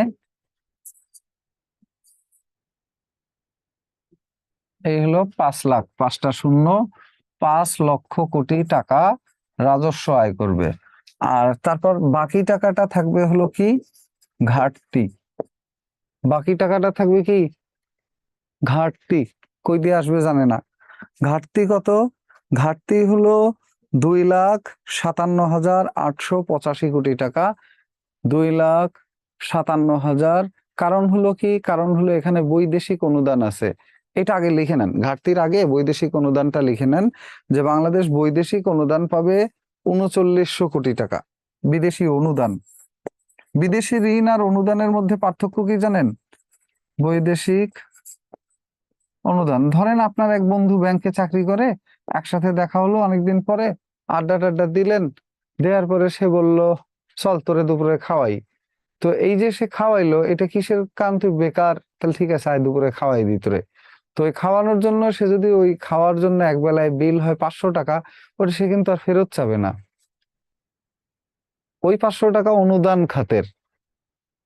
আর যদি হয় যে রাস্তায় দেখা হয়েছে, আপনি বলছেন যে বন্ধু পেটে খিদে লাগছে, দুপুরে খাওয়ারও পয়সা নাই, দে আমার 500 টাকা, এই 500 টাকা নিলেন, এইটা কিন্তু অনুদান না, এটা ঋণ। তো বাংলাদেশ অনুদান খাতে পাবে হলো 3,900 কোটি টাকা অনলি, 3,900 কোটি। তো এই অনুদান টনুদান সব বাদ গিয়ে রাজস্ব আয় প্লাস হলো এই অনুদান, দুইটা মিলে মোট যা হয়, তারপরে বাংলাদেশের বাজেটে তারপরেও ঘাটতি থাকবে হলো 2,57,885 কোটি টাকা। ঘাটতি থাকবে 2,58,785 কোটি টাকা। এটা হলো ঘাটতি। এই টাকা কই থেকে আসবে জানি না, বুঝতে পারছেন? এই টাকা কই থেকে আসবে আমরা জানি না।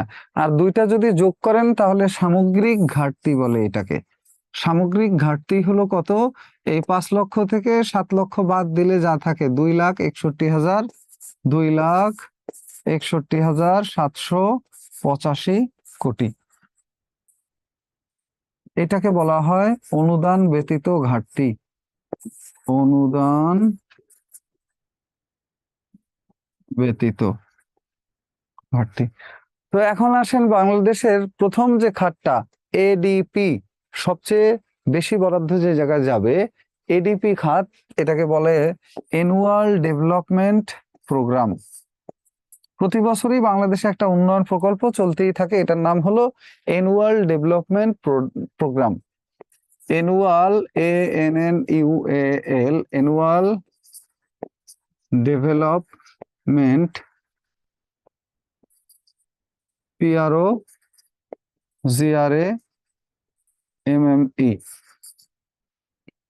Annual development programme, annual development programme, ADP. এডিপিতে কি হবে? ও 100 কোটি বাড়বে এই জায়গা না, 885 কোটি হয় তাহলে হিসাব নিকেশ করলে। এটা 885 কোটি হয়। 8, 8, 5, 2,61,885 কোটি লিখছেন। এডিপি বা অ্যানুয়াল ডেভেলপমেন্ট প্রোগ্রাম 2,77,582 কোটি টাকা হবে। 2,77,582 কোটি এটা খরচ করা হবে উন্নয়নের জন্য। এটা খরচ করা হবে কার জন্য? উন্নয়নের জন্য। উন্নয়ন খরচ হলো 2,77,582 কোটি টাকা, এটা হলো উন্নয়ন খরচ। এরপরে আরেকটা কথা লিখে রাখবেন, বাজেটে মোট জিডিপির আকার ধরা হয়েছে 50,06,782 কোটি টাকা।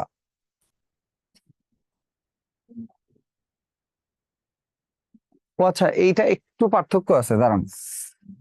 এটা মূলত এডিপি খাতটা 2,63,000, তার সাথে আর একটু মিলবে পরে, এটা কারেকশন করেই লেখেন। 2,63,000 কোটি হলো এডিপি বা অ্যানুয়াল ডেভেলপমেন্ট প্রোগ্রাম। আর এরপরে যেটা লিখবেন সেটা হলো জিডিপি প্রবৃদ্ধির লক্ষ্যমাত্রা ধরা হয়েছে 7.5%। জিডিপি প্রবৃদ্ধি লক্ষ্যমাত্রা ধরা হয়েছে কত পার্সেন্ট বলেন? জিডিপি প্রবৃদ্ধির লক্ষ্যমাত্রা ধরা হয়েছে 7.5% এবং মূল্যস্ফীতি 6%-এ নামিয়ে আনা হবে। প্রবৃদ্ধির লক্ষ্যমাত্রা ধরা হয়েছে 7.5% এবং 7.5% এবং মূল্যস্ফীতির লক্ষ্যমাত্রা, এগুলো কিন্তু সব লক্ষ্যমাত্রা, অর্থাৎ আগামী বছরে বাংলাদেশ এটা অর্জন করবে।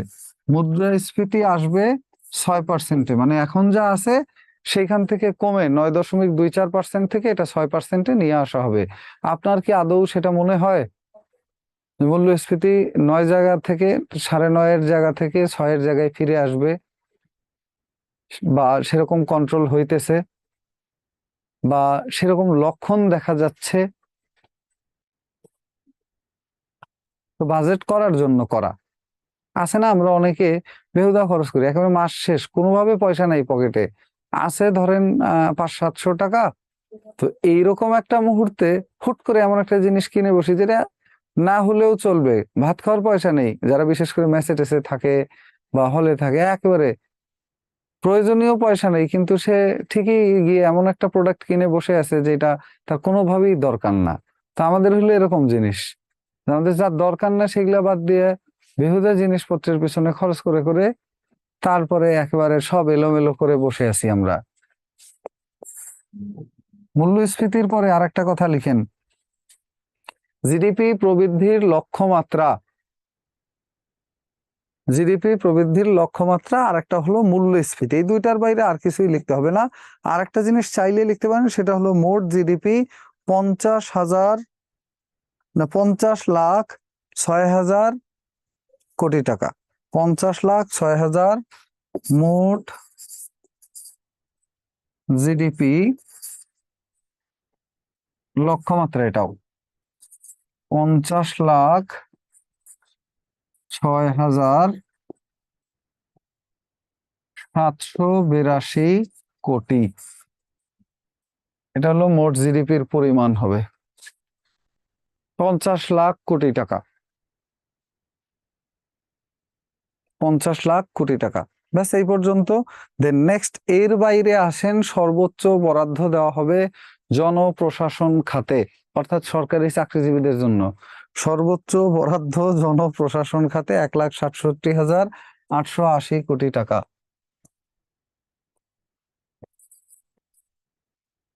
সর্বোচ্চ বরাদ্দ জনপ্রশাসন খাত, এইখানে বরাদ্দ দেওয়া হচ্ছে এবার 1,67,880 কোটি টাকা। 1,67,880 কোটি টাকা। এরপর লেখেন মোট বাজেটের এটা হলো 22%। দ্বিতীয় সর্বোচ্চ হলো শিক্ষা ও প্রযুক্তি খাত, 1,04,137 কোটি টাকা। শিক্ষা খাতে বরাদ্দ, শিক্ষা ও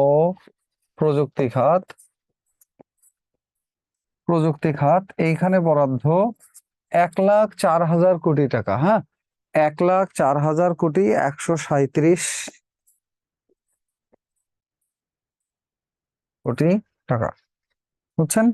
এই খাতের বরাদ্দ, এটা মোটামুটি দ্বিতীয় সর্বোচ্চ বলা চলে। এখানে 13.7% আর এখানে 22%। এখানে মোট বাজেটের 22%, এখানে মোট বাজেটের 13.7%। মোট বাজেটের 13.7%। এরপরে শিক্ষা ও প্রযুক্তি খাতের পরে আর যে খাতটা আমরা লিখবো শিক্ষা ও প্রযুক্তি খাত, তারপর লিখবো পরিবহন ও যোগাযোগ খাত, দরকার নেই। কর মুক্ত আয় সীমা লিখবেন, কর মুক্ত আয় সীমা, এইটা গুরুত্বপূর্ণ।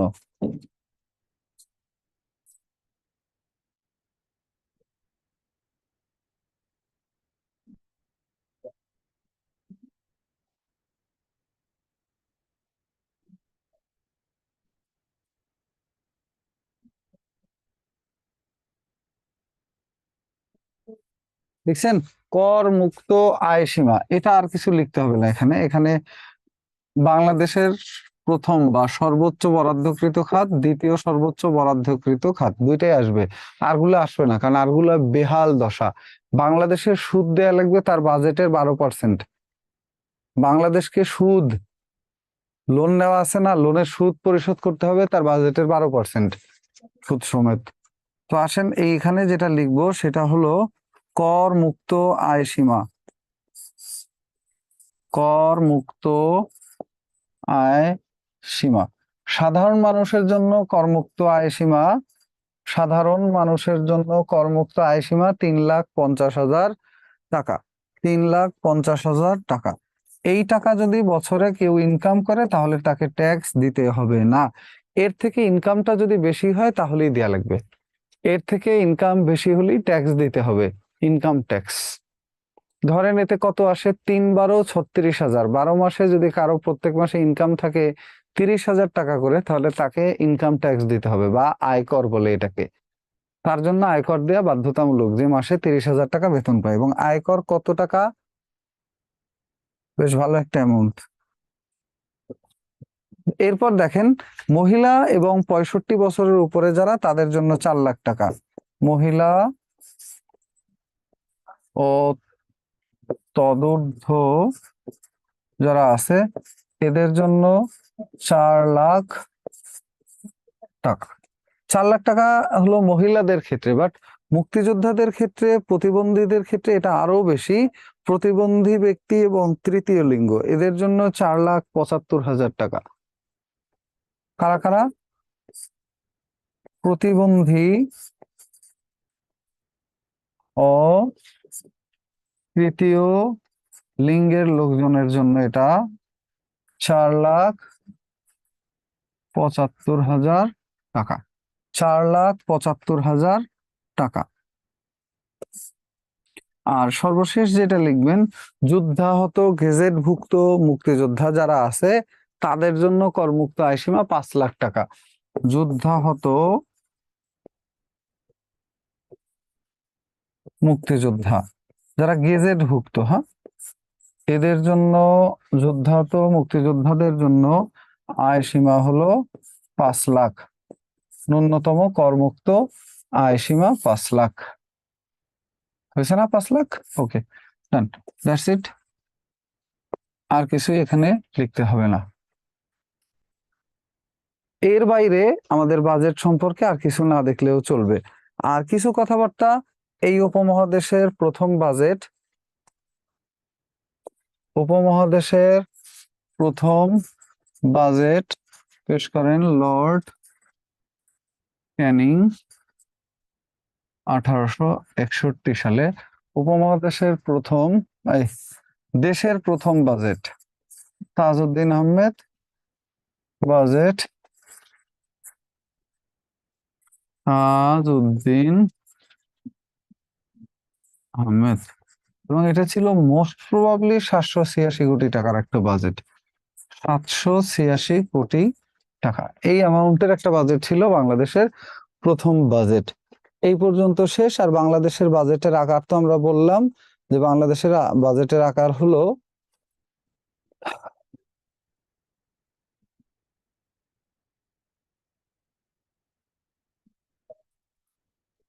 এইটা।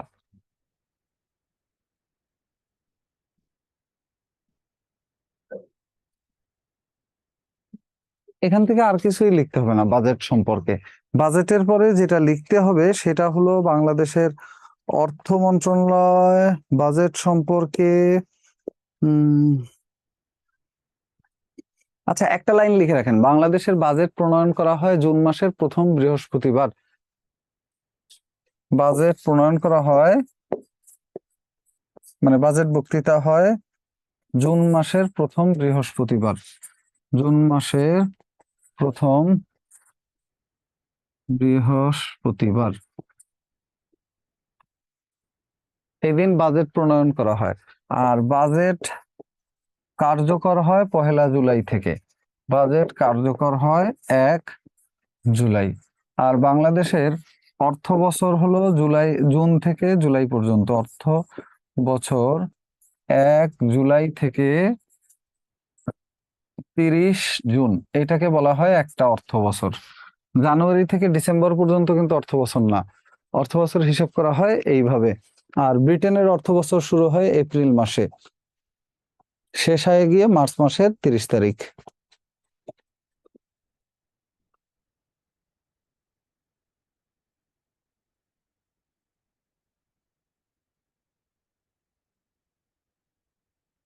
এরপর লিখবেন বাংলাদেশের পুঁজিবাজার সম্পর্কে। বাংলাদেশের পুঁজিবাজার ইংরেজিতে হলো stock exchange. Stock exchange, stock exchange এটা হলো পুঁজিবাজার। পুঁজিবাজার কি? পুঁজিবাজার যেখানে শেয়ার কেনা বেচা হয়। বাংলাদেশে শেয়ার বাজার আছে হলো দুইটি। বাংলাদেশে শেয়ার বাজার আছে মোট দুইটি। একটা হলো ডিএসই আর একটা হলো সিএসই। ডিএসই মানে Dhaka stock exchange, Dhaka stock exchange. আর একটা হলো সিএসই বা Chittagong stock, Chittagong stock exchange কি? চিটাগং স্টক এক্সচেঞ্জ দেখছেন? Chittagong stock exchange.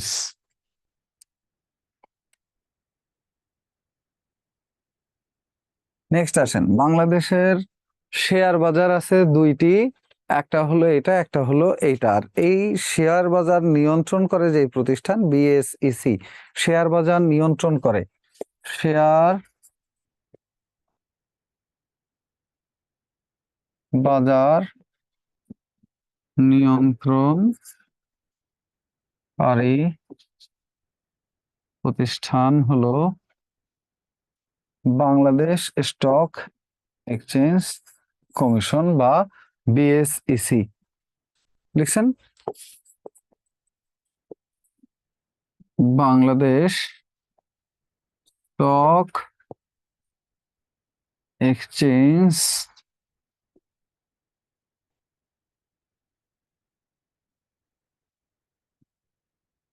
Commission, Bangladesh stock exchange commission. এই কমিশনই হলো শেয়ার বাজার নিয়ন্ত্রণ করে থাকে, যেটা 1993 সালে প্রতিষ্ঠিত হয়। এই পর্যন্ত শেষ, আর কিছুই লাগবে না। 93 সালে প্রতিষ্ঠিত হয়। দুইটা কথা লিখে রাখেন, একটা হলো ব্লু চিপ, এটা হলো নিরাপদ শেয়ার, নিরাপদ শেয়ার। আর একটা হলো বুল মার্কেট, এটা হলো শেয়ার মূল্যের ঊর্ধ্বগতি, শেয়ার মূল্যের ঊর্ধ্বগতি।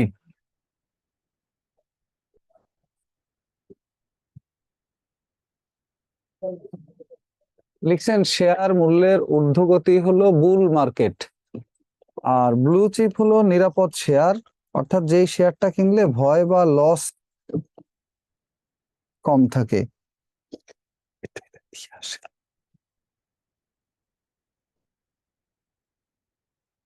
ময়লা থেকে গেছে, খাওয়া যাচ্ছে না,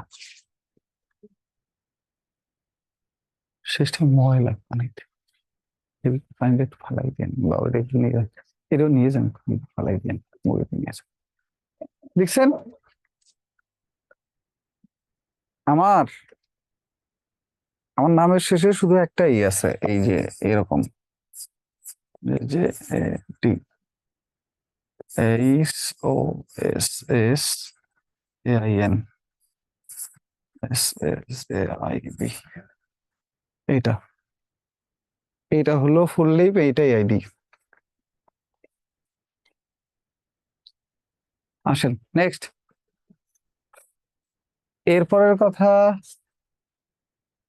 যেটা, সেটা হলো বাংলাদেশের ব্যাংক, ব্যাংক খাত। অন্য জবে কি প্রতিবন্ধী কোটা আছে? হ্যাঁ, প্রতিবন্ধী কোটা আছে। ব্লু চিপ কি স্যার? ব্লু চিপ হলো নিরাপদ শেয়ার, যেই ধরনের শেয়ারগুলো আপনি কিনলে লস হওয়ার সম্ভাবনা কম থাকে, ওইগুলোকে বলা হয় ব্লু চিপ।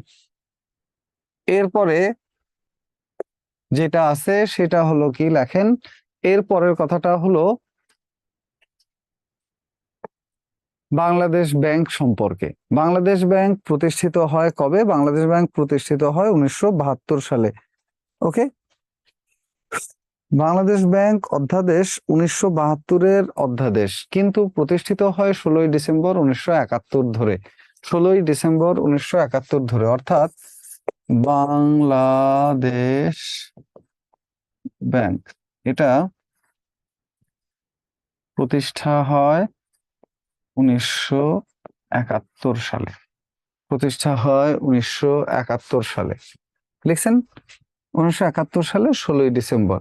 এইখানে বাংলাদেশ ব্যাংক সম্পর্কে খুব বেশি কিছু জানার নেই, জাস্ট শুধু জানেন বাংলাদেশ ব্যাংকের বর্তমান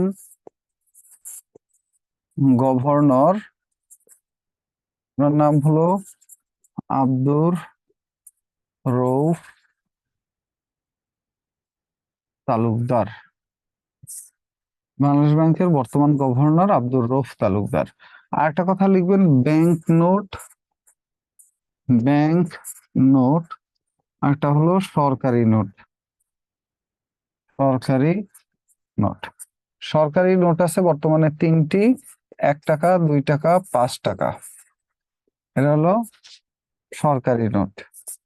আর ব্যাংক নোট আছে 60টি, যেটা হলো 10, 20, 50, 100, 200, 500, 3, 3, 6 আর হলো 1000 টাকার নোট। আর এই ব্যাংক নোট গুলোতে স্বাক্ষর থাকে বাংলাদেশ ব্যাংকের গভর্নরের। আর আমাদের এই সরকারি নোটে স্বাক্ষর করেন অর্থ সচিব, অর্থ সচিব। ব্যাস,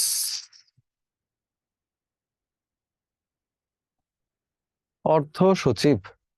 তো বর্তমান গভর্নর যিনি বাংলাদেশ ব্যাংকের, ওনার নাম হলো আব্দুর রউফ তালুকদার। আব্দুর রউফ তালুকদার।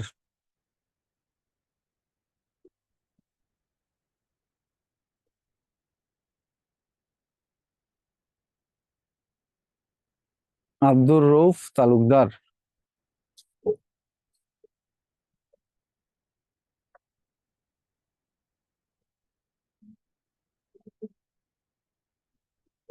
স্যার স্ক্রিনশট নিব, নেন।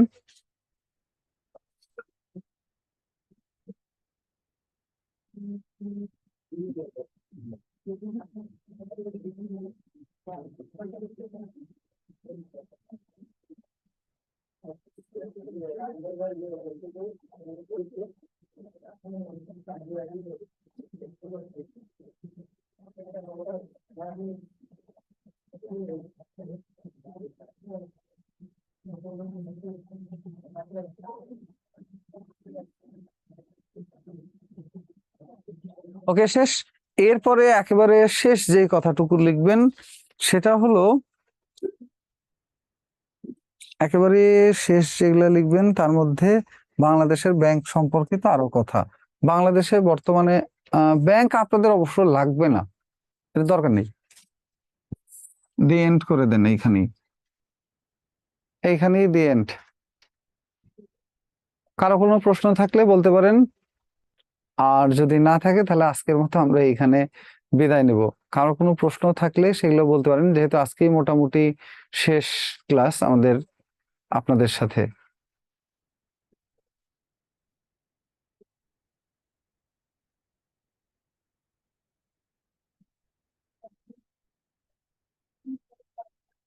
Miss you sir. আচ্ছা, কেন শেষ ক্লাস? না মানে বাংলাদেশ অ্যাফেয়ার্স এর লেকচারটা শেষ, আর কিছুই না। ওকে, তো যারা বিদায় নিতে চাচ্ছেন তারা এখানেই বিদায় নিতে পারেন। আর সবাইকে একটা জিনিস, রাত 10টার ক্লাসের সবাইকে দাওয়াত। আজকেও কিন্তু রাত 10টায় ক্লাস আছে, গণিত ক্লাস।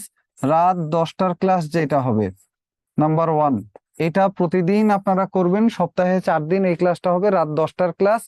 প্রতি সপ্তাহে 4 দিন করে এই ক্লাসটা হয়। আমার ক্লাস গতকালকে হয়েছে, পেজে পেজে এখনো আছে, ওটা দেখতে পারেন। বাংলাদেশের নদ নদী নিয়ে ছিল। আর এই ক্লাসটা 1 ঘন্টার মতো হবে। একটা জিনিস, নাম্বার 2, যারা একেবারে সবকিছু পড়াশোনা শেষ করে ফেলবেন তারা সুন্দরভাবে প্রচুর রিভিশন দিবেন। বুঝতে পারছেন? তারা সুন্দরভাবে রিভিশন দিবেন প্রচুর পরিমাণে। এই সংক্রান্ত বিষয় পেজে পেয়ে যাবেন। আর আমি যেগুলো লিখে দিচ্ছি এইগুলোই পড়তে থাকেন, বাদ বাকি যা ঘাটতি আছে ওই ক্লাসগুলোতে পূরণ হয়ে যাবে। এই হলো ব্যাপার স্যাপার। 7ই মার্চের ভাষণ কত মিনিট? 19 মিনিট, 23 মিনিটের ভাষণ। কোথাও 18 মিনিট লেখা আছে, বাট ওইটা না, থাকলে 19 মিনিটই লিখবেন। ওকে। আর পরীক্ষা যেহেতু পিছাচ্ছে, আপনারা যদি আলাদা করে কিছু করতে চান কিনা বা অন্য কোনো চাকরির প্রস্তুতি নিতে চান, সেক্ষেত্রে যাদের সাহস হয় বিসিএস শুরু করতে পারেন অল্প অল্প করে।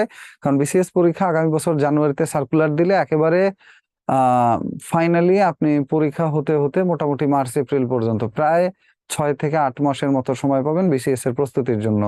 আর দ্বিতীয় যে দিন যেটা আছে, দ্বিতীয় যেটা টার্গেট, যে যাদের টার্গেট ওরকম কিছু না, দ্রুত কিছু একটা করতে চান, সেক্ষেত্রে আপনারা জব সলিউশন খুব ভালোভাবে পড়ে ফেলতে পারেন। আর যদি আমাদের এখানের কোর্সটা দেখতে চান, এটাও করতে পারেন, কারণ এখানে শুধু প্রত্যেক মাসের যে পরীক্ষাগুলো হয় এই পরীক্ষাগুলোর সমাধান করা হবে প্রশ্নের। এখানে প্রতিদিন 60টা করে প্রশ্নের সমাধান করা হয়। ওইটা করতে থাকলে কন্টিনিউ আপনি প্রতিদিনই 60টা করে প্রশ্ন সমাধান করলে 1 সপ্তাহে 4 ছক 24, 250, যেটা ব্যাখ্যা ট্যাখ্যা সহ প্রায় 2-3 হাজার প্রশ্ন হয়ে যায় এক এক সপ্তাহে। এক এক সপ্তাহে আপনি প্রায় 2 থেকে 3 হাজার প্রশ্নের ব্যাখ্যা সহ সমাধান করে ফেলতে পারবেন আর কি। ওইটা মনে হয় 450 টাকা করে মাসে শুধু বেতন। আপনার সাথে কথা বলার কথা বলবেন কি আর, এই তো কথাবার্তা সব বলেই দিলাম। আর এখন কোনোভাবেই যাতে সময়টা নষ্ট না হয়, কারণ সময়ের কথা তো বললামই। রাত 10টায় সবার জন্যই ক্লাস, উন্মুক্ত ক্লাস, ফেসবুক পেজে, বিদ্যাবাড়ি ফেসবুক পেজ, ওইখানে। এই হলো কথাবার্তা। সবাই ভালো থাকেন, সুস্থ থাকেন, কথা বলার সুযোগ দিবেন। ওকে। আলিফ নূর বলেন, যারা কথা বলতে চাচ্ছেন বলেন, আমরা খুব দ্রুতই বিদায় নেব, একেবারেই সময় শেষ পর্যায়ে। আসসালামু আলাইকুম স্যার। ওয়ালাইকুম আসসালাম, বলেন। স্যার উপরে মানে প্রথমে একটু স্লাইডটা একটু দেখাবেন স্যার, আমি একটু স্ক্রিনশট নিতাম। প্রথমে কি ছিল? প্রথম কি? কোথায়? কি বিষয়ে? বিষয় বলতে? প্রেক্ষিত প্রেক্ষিত পরিকল্পনার উপরে স্যার, আরে প্রেক্ষিত পরিকল্পনার উপরে। সেই ঘোড়ার ডিম কই গেছে, এখন কি পাবো খুঁজে? দাঁড়ান দেখি। পাইলে নিব আর না পাইলে স্যার নিব না, অসুবিধা নেই। খুঁজে পাওয়া তো টাফ, এখানে কত কিছু যে আমরা লিখলাম। হ্যাঁ স্যার, ওখানে ওখানে এই তো স্যার দেখতে পাচ্ছি, ওখানে একটু থামেন। কোনখানে থামবো? হ্যাঁ বলেন। হ্যালো, হ্যাঁ হ্যাঁ স্যার, বলেন বলেন। স্যার আপনি ভালো আছেন? হ্যাঁ ভালো, বলেন। হ্যালো হ্যাঁ, বলেন। হ্যালো, সমস্যা নেই। বলেন। আসসালামু আলাইকুম। ওয়ালাইকুম আসসালাম, বলেন। আসলে দুদিন ক্লাস করলাম তো, ক্লাসটা একটা বড় করে দোয়া করবেন যেন আপনাদের। আল্লাহ ভরসা। ঠিক আছে, তাহলে থাকেন সবাই, আজকে এখানেই বিদায় নিচ্ছি। সবার জন্য অনেক অনেক স্যার শুভকামনা। হ্যালো, স্যার একটু সুযোগ দিবেন কথা বলার। বলেন। হ্যালো হ্যালো আরে স্যার, ভাইরা, আপনার নেটওয়ার্কে চলে না। হ্যালো স্যার, আমি সবুজ খান পাবনা। আরে দেখছি, আপনার নাম দেখছি, এখন বলেন। স্যার গতকালকে রাইতে আপনি ক্লাস করছি স্যার, ফ্রি ক্লাস, নদী সম্পর্কে খুব ভালো লাগছে স্যার। আসলে বিদ্যাবাড়ির সব স্যার সাথেই কম বেশি কথা বলছি, Sohag sir, Rafiq sir, Sajjad sir, sorry এখন মানে বলতেছি সাজ্জাদ আচ্ছা। স্যারের সাথে। হ্যাঁ খুবই আচ্ছা। ভালো লাগছে। আপনার তো অনেক মেসেজ করি স্যার, আপনি তো মানে সময়ের স্বল্পতার কারণে আমার হয়তো আমাদের। মেসেঞ্জারে আসলে দেখার খুব বেশি একটা সুযোগ হয় না। আমি বাসায় যাই রাত 12টার পরে, 12টা 12:30 বেজে যায়। এবং জি স্যার, সকালে আমি কালকে ঘুম থেকে উঠতে উঠতে 1টা 1:30 বেজে যায়, ঘুম থেকে উঠে সোজা এইদিকে চলে আসি। ওরকম খুব বেশি সময় হয় না। আর যেটুকু সময় পাই আমি নিজে আবার বই টই যেটুকু পড়া লাগে আপনাদের পড়ানোর জন্য, এইটার জন্য সময় ব্যয় হয়। আবার আমি নিজে ভাইবার জন্য, এখন যেহেতু আগামী মাসে বিসিএস এর ভাইবা, এটার জন্য একটু প্রিপারেশন নিচ্ছি। আহ এই হলো ব্যাপার স্যাপার। সবার জন্য অনেক অনেক শুভকামনা রইলো। ভালো থাকবেন সবাই, দেখা হবে ইনশাল্লাহ পরবর্তীতে অন্য কোনো ক্লাসে। আল্লাহ হাফেজ। জি কে স্যার, কথা ধন্যবাদ। বলবেন? তাহমিনা আপু বলেন। ধন্যবাদ স্যার। বলেন। স্যার আমার একটা কনফিউশন আছে। আচ্ছা বলেন। স্যার ওই যে রাষ্ট্রভাষা সংগ্রাম পরিষদ প্রথমটা, হ্যাঁ হ্যালো শোনা হ্যাঁ যাচ্ছে বলেন স্যার? বলেন বলেন, শুনতে পারতেছি। ওইটা হচ্ছে বইয়ে আছে 1 অক্টোবর 1948 স্যার। 48 সাল, আপনি হ্যাঁ। দিচ্ছেন হচ্ছে 2 সেপ্টেম্বর। ওইটা প্রথমটা যদি 48-এ হয় তাহলে দ্বিতীয়টা মার্চ মাসে লেখা আছে দেখেন, না স্যার, আমি দ্বিতীয়টা বলতেছি যে 2রা মার্চ বোর্ড বইয়ের 1948। যেটা বোর্ড বই আছে না, হ্যাঁ, বোর্ড বইয়ে ওই মাসটা হচ্ছে ডিসেম্বর মাস আছে, তারিখ উল্লেখ করে নাই। ডিসেম্বর না, ওইটা অক্টোবরে, 1 অক্টোবর 1947। স্যার বোর্ড বইয়ে শুধু ডিসেম্বর লেখা আছে। হ্যাঁ ওইটা অক্টোবরে গঠিত হয়। বোর্ড বইয়ের বাইরে যে রেফারেন্স বই আছে ওইখানে সুন্দরভাবে তারিখ সহ এগুলো আছে। ও, তাইলে আমি ওই আপনার যে 2 সেপ্টেম্বর হ্যাঁ, ওটাই ঠিক হবে। হ্যাঁ, হ্যাঁ, 2 সেপ্টেম্বর কি, 2 সেপ্টেম্বর তো তমুদ্দুন মজলিস, এটা হলো 1 অক্টোবর। 2047 হবে। হ্যাঁ, হ্যাঁ, 47। ওকে, ভালো থাকেন, আল্লাহ হাফেজ।